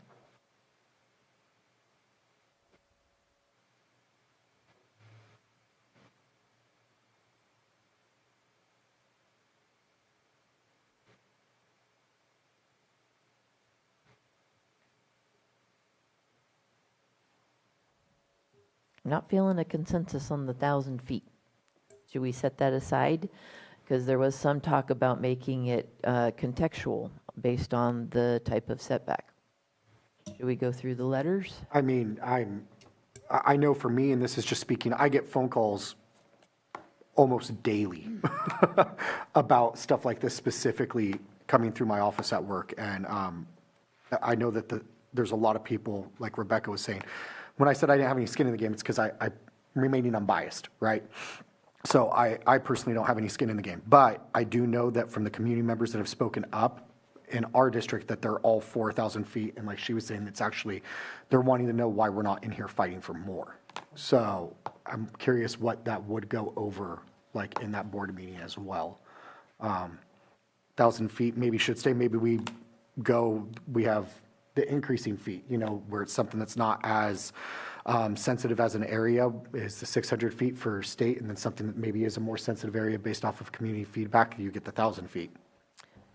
Does the task force have a sense of, let's just say, a set distance? That a set distance, whatever it's going to be, should be set, or a varying distance based on the type of exclusionary use? Not that it's a good reason at all, but I do think there's the potential for it to get very confusing if we choose a specific setback for every single potentially contradictory land use. And I also don't know, I think maybe there are folks who would feel very strongly about a specific setback regarding any one of these lettered A through J that maybe aren't here to provide. I mean, like Robert Geary's not here on the tribal front to discuss whether he feels a 1,000-foot setback is still relevant to federal Indian trust lands, right? So I don't know that us going through them and dividing and deciding on an individual setback, I don't know. I just don't know if that's the right way to go. It could be a recommendation of the task force that a static setback be applied, or a recommendation that that it be dependent on the type of exclusionary use. There's very different, when we're looking at just, say, C, public lands, right? Some public land is inaccessible, sort of forest, or, very rarely used, traveled. And some of it is, a very busy parking lot for a state park. And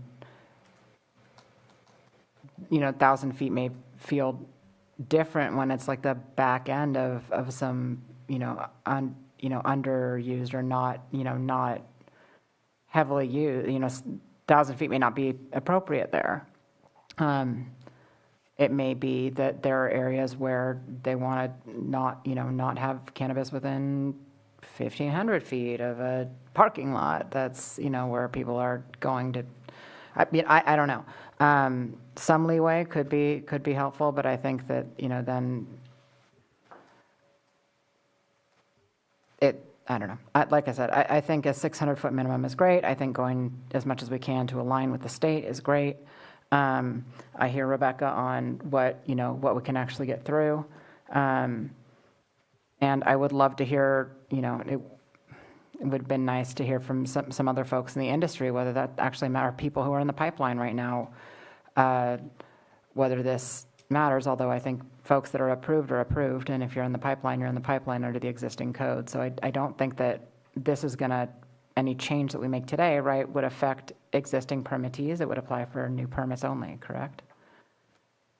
Sorry, that was really convoluted. That was a total switch We've got quite some conversation time point. before this actually Right. turns into an ordinance and then gets adopted and then goes into effect. Right, and it wouldn't affect anybody that had an existing permit, correct? You can't go back and No, apply the code. As with to- any change in regulations or zoning, if you have an active or ongoing approved use, you become legally non-conforming. Right. So you're still allowed to continue. It would affect all permits that have not been approved yet, so all applications in process, it would affect them. Once this were to go into effect, though, Correct. not just But anything based that on had been recommendations. approved already, no, that's good to go.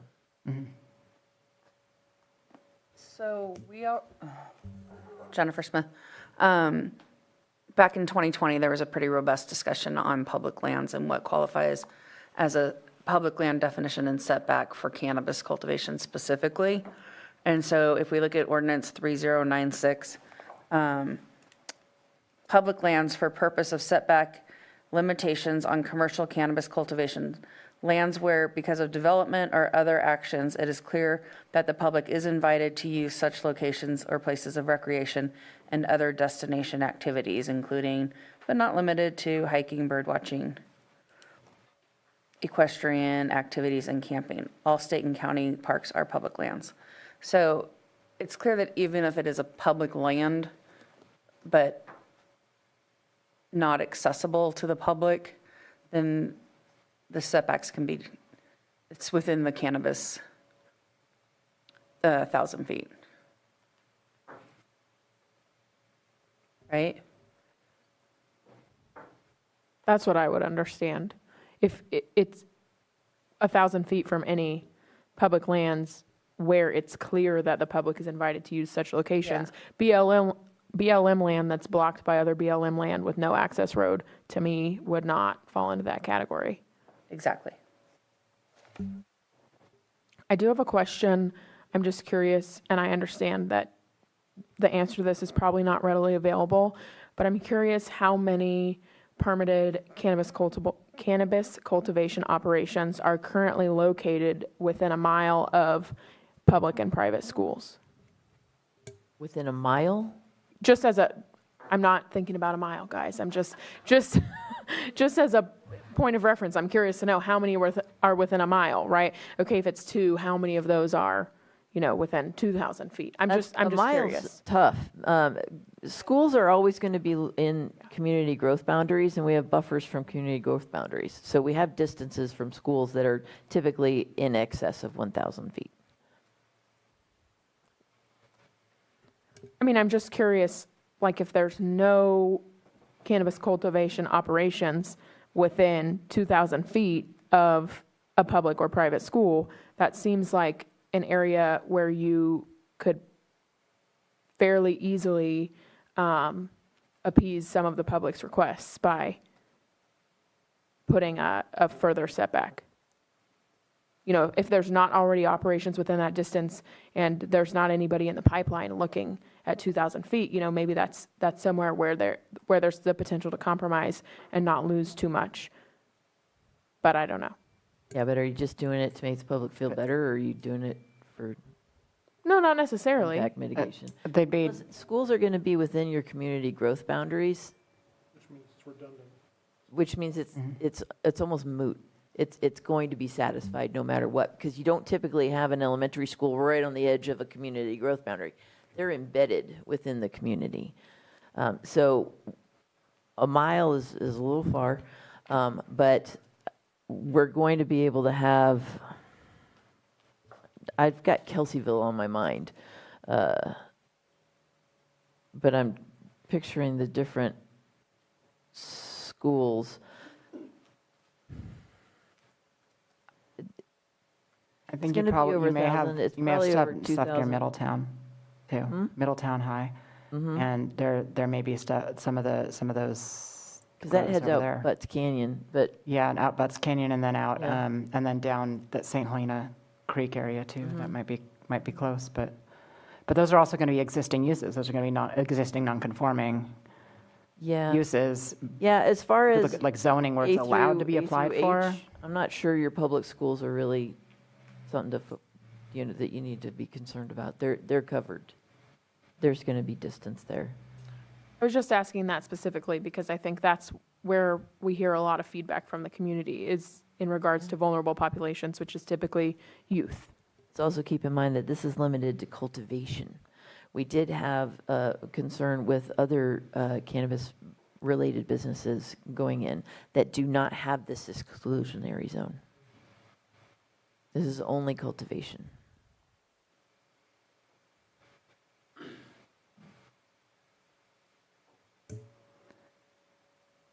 it doesn't release the state buffer, like 600 feet, that still applies to a number of those. But yeah, this topic only relates to cultivation.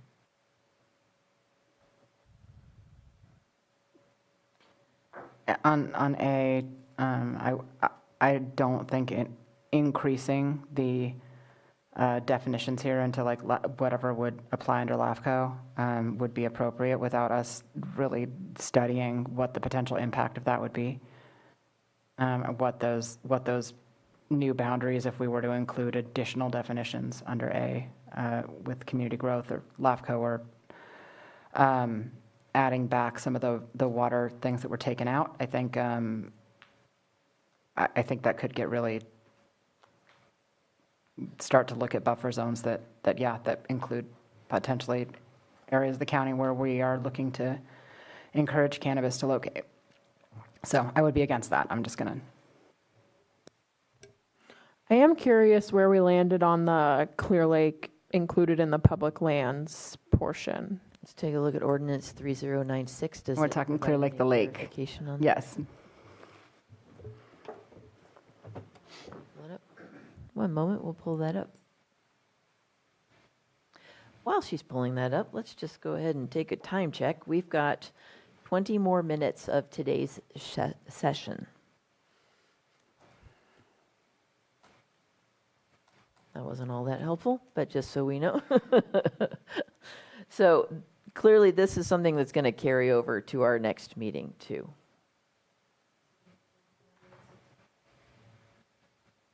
Okay. Can you check articles? Would we have placed it in Article 68? I don't know, because I'd actually like to request a little extra time for that one, to review that. So let's table that question and keep on going. But yeah. Let's just note that I need to do a little review of 3096, including staff report and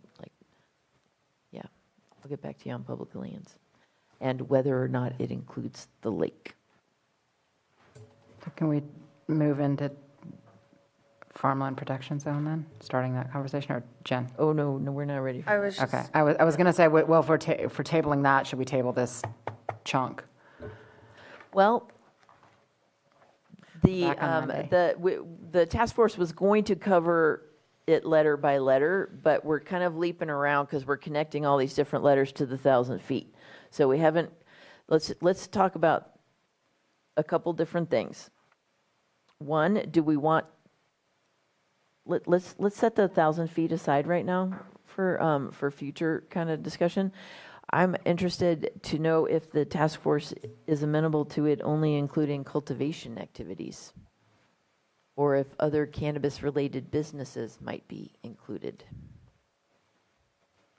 That is everything else besides cultivation.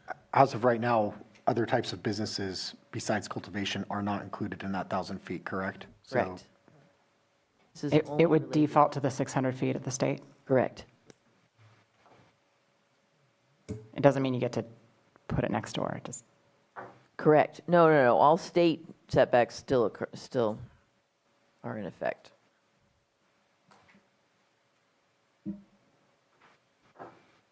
That's a good one to think about, huh? Well, it's interesting, as Richmond had mentioned, like if the 600 and the 1,000 are arbitrary, then what is the benefit to having one of them be 1,000 and one of them be 600? That doesn't necessarily make sense.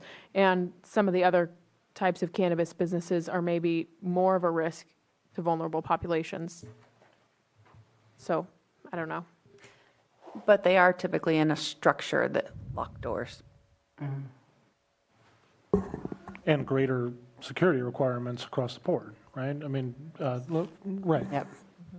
Full sign-in IDs, badging, all of that. Okay, let's wait on this then, because I think we're at a good pausing point to sort of consider how are we going to proceed at our next meeting. How do we want to tackle this section? That would be helpful, and I think Nate needs a little bit of thought.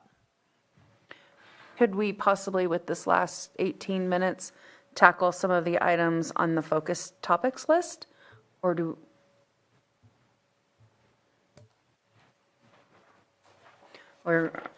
we see those as being lengthy as well? Maybe. I mean, things like setbacks with the water board, we've already been through planning on that. Records retention, we've briefly touched on that about defaulting to the state. So just kind of cross stuff off of here that we've, yeah. Or just make sure we're all in agreement again, if it's something we've discussed, but farm labor contractor registration posted on site, I mean, that just seems like a no-brainer and nothing we really need to, I mean, we still need to discuss it, but I don't think there's going to be any opposition. Okay, let's start. Let's see. So these would be things that could be put as action items on Monday's agenda for us to just knock out. Or that we could execute discussion on that. One of them that I'm curious about, Maria, is the maximum of 12 applications per month. Some of these other items, I noticed they say keep or expand, reduce or increase, and this one says reduce, question mark. I'm curious if, from the staff perspective, you are hoping or you have any sort of feeling about maximum amount of permit applications per month. No, we were giving you options. Yeah, just like this is what we're thinking, kind of, as possibilities. Okay, so the wording on the agenda does not allow the task force to take action on these items yet. However, please feel free to, since we're talking about how we're going to proceed at the next meeting, feel free to let us know if there are some of these in particular you'd like us to put up front as actionable items, like the low-hanging fruit stuff. Why did we just lose the camera? Yeah, the incomplete and abandoned applicant voluntary withdrawal, that seems like that should be pretty straightforward. Maybe the self-contained RVs on site. And I say that mostly because that is pertaining to cultivation. Yeah, and I think there's already, rules, county rules about that. There is. Yeah. How about setbacks consistent with water board? This is specific to setbacks from water courses. And that was discussed at length and passed through the planning commission, and they forgot to, and somewhere it did not make it to the BOS. So I think that's a quick discussion as well. So we'll add that.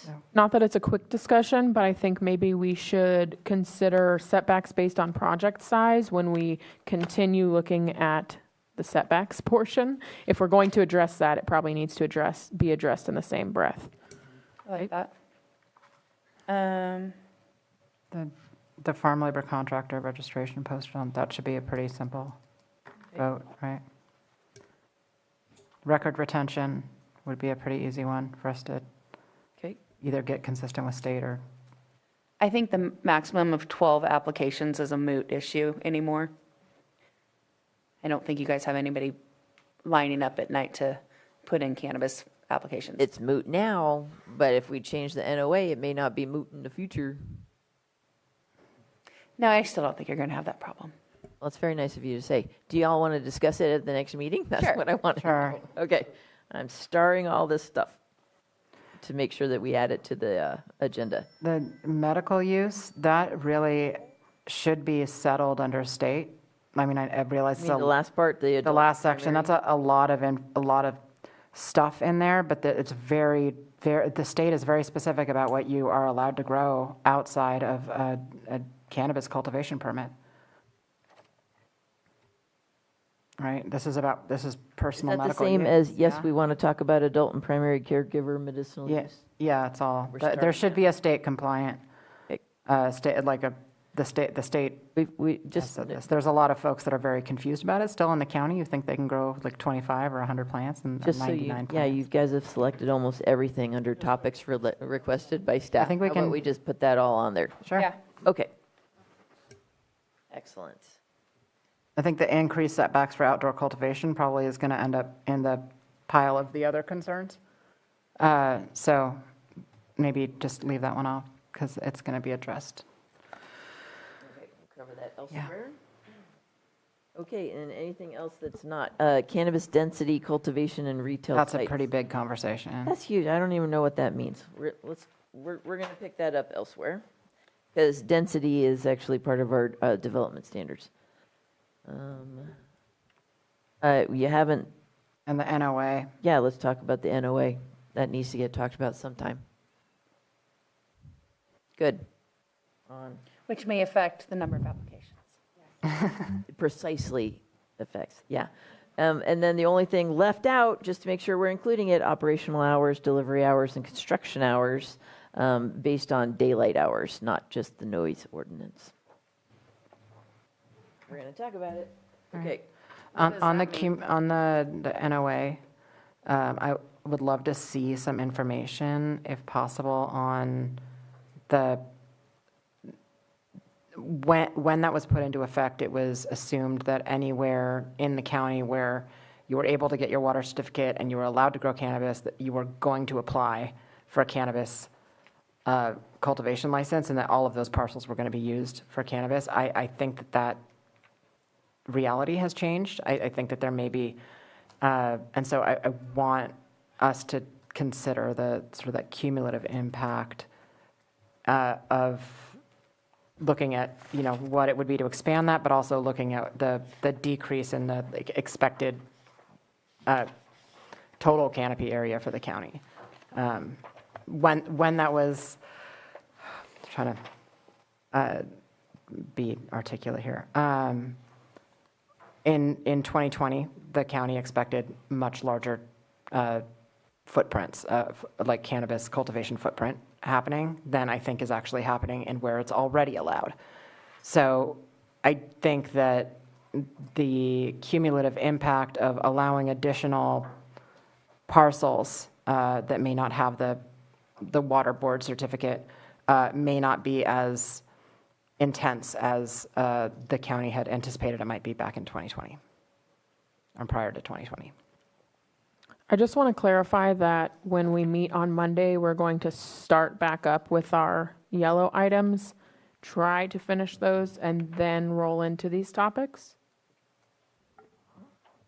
We're happy to do whatever the task force order, whatever you guys want for order. So, well, yeah, and our agenda is not like a rock solid in order either. We'll place the continuing what we're doing on this part. We'll add the topics requested by staff, and then however the task force on that day wants to take them up. Is cool with us. And then I think now would probably be an appropriate time to talk about the other forms of public comment we've received before we open it up to public comment. Yes, no, maybe. What do you mean? Oh, I mean, we have to at least say, that this has been received and discuss it to some extent, and I want to make sure that we have the time to do that just because it's 3:51. Let's move on to public comment part of our meeting. Thank you.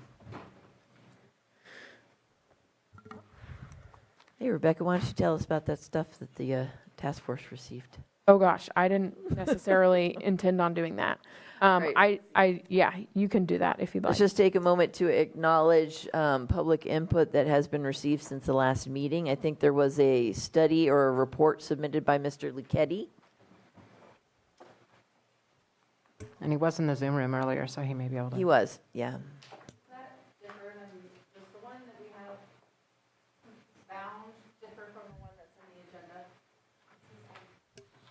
Same. No, it's the same.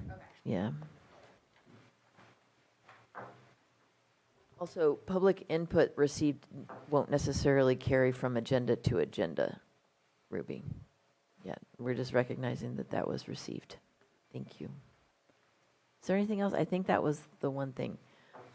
Except we do regularly receive the input from public participants too. So that was just an unusual one. So keep it coming, Holly and Betsy.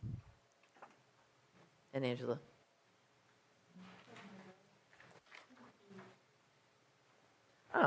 We would like to request addition of 2 additional requests for consideration by staff. I'll turn it over to Mary. So with our cannabis applications, we see the applicants proposing their canopy areas in a multitude of ways. We would like to align with one particular way, whichever is the recommendation. We've seen the full scope of the canopy area identified as the square footage. We've seen canopy as the plants and the aisles and the rows. So with that, we just want one streamlined way to identify cannabis canopy. Is this the full canopy area, the canopy with aisles, or the canopy with aisles and rows? I think we handled that in the updated definitions and aligned it with the state definition. I think Jen's right. Which is the planted area. Okay. And then additionally, include a site reclamation bond. There are some older projects that do not have the language added in the conditions of approval that reclamation of the site is the responsibility of the permittee or the landowner 6 months after the use has expired. So with that, we'd just like to align with that as well. Can we add that to the agenda or to the list of topics rather? And just to get ahead of that, if we could have a list of what you consider remediation needs, because it could vary. Because the pots, example, anybody planting above ground, those could be used for vegetable gardens later. So I know in other remediation situations that's not included. So make a list. Off the top of my head, I can think of open and outdoor storage rubbish, things that would be active code enforcement violations. But we'll have that ready.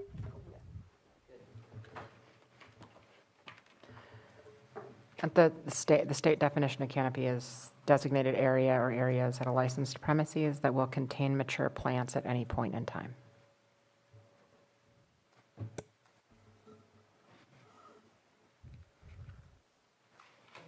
It's very vague, yeah. So that could include canopy where the shade is from the leaves. It could include, I have a grow pot that's 4 feet in diameter, so I'm only counting the circumference of a 4-foot grow pot. So that's a big expanse because you've got the distance in between your rows that may or may not be included. I can email the DCC and ask them for clarification. It would be for helpful Monday. because it seems as though there's been a pivot on the state or a change in the state, the way they've measured it. And so we've encountered maybe 2 or 3 different permitted sites that are needing to change their approved canopy area or cultivation area as we've measured it so that we're on the same page. So yeah, if you could bring that, that'd be great. Because we just like to not cause consternation or a kerfluffle with our permittees when we come out and say, well, this isn't right. And they say, well, the state's making us do it, so we need to do a little pivoting or updating there. Just so you want to know whether it's still the shadow or whether it's still the shadow of the mature plant or if it's the just inspect growing early. area. What? We don't have. What, Jen? So yeah, exactly. We'll save it for a discussion at a future agenda. Yeah, Ugh. that's true. All right.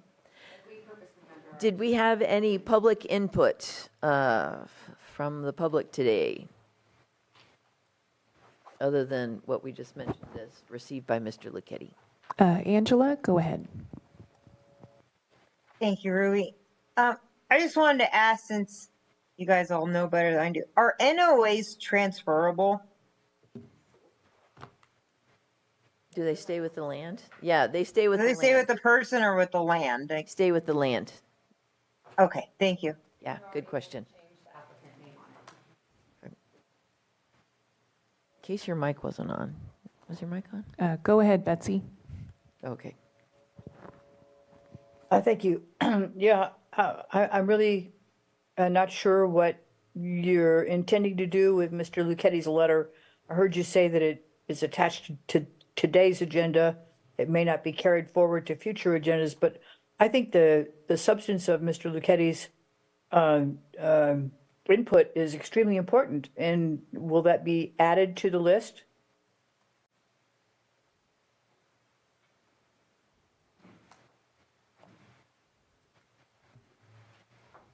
of topics, I guess, or whatever you call It's a it. question for the task force.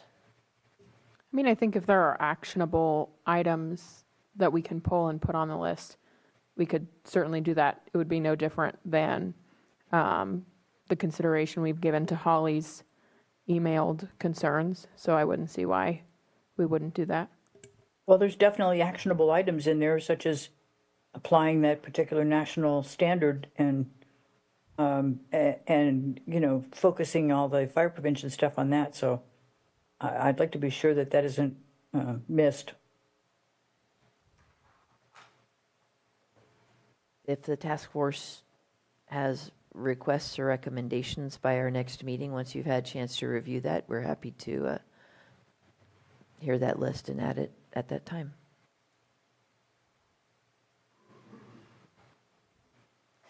Is there any further business for the task force before we adjourn today? You guys did great. This is good. Yeah. Yeah. All right, we're going to go ahead and adjourn today. Thanks, everybody, for attending the meeting.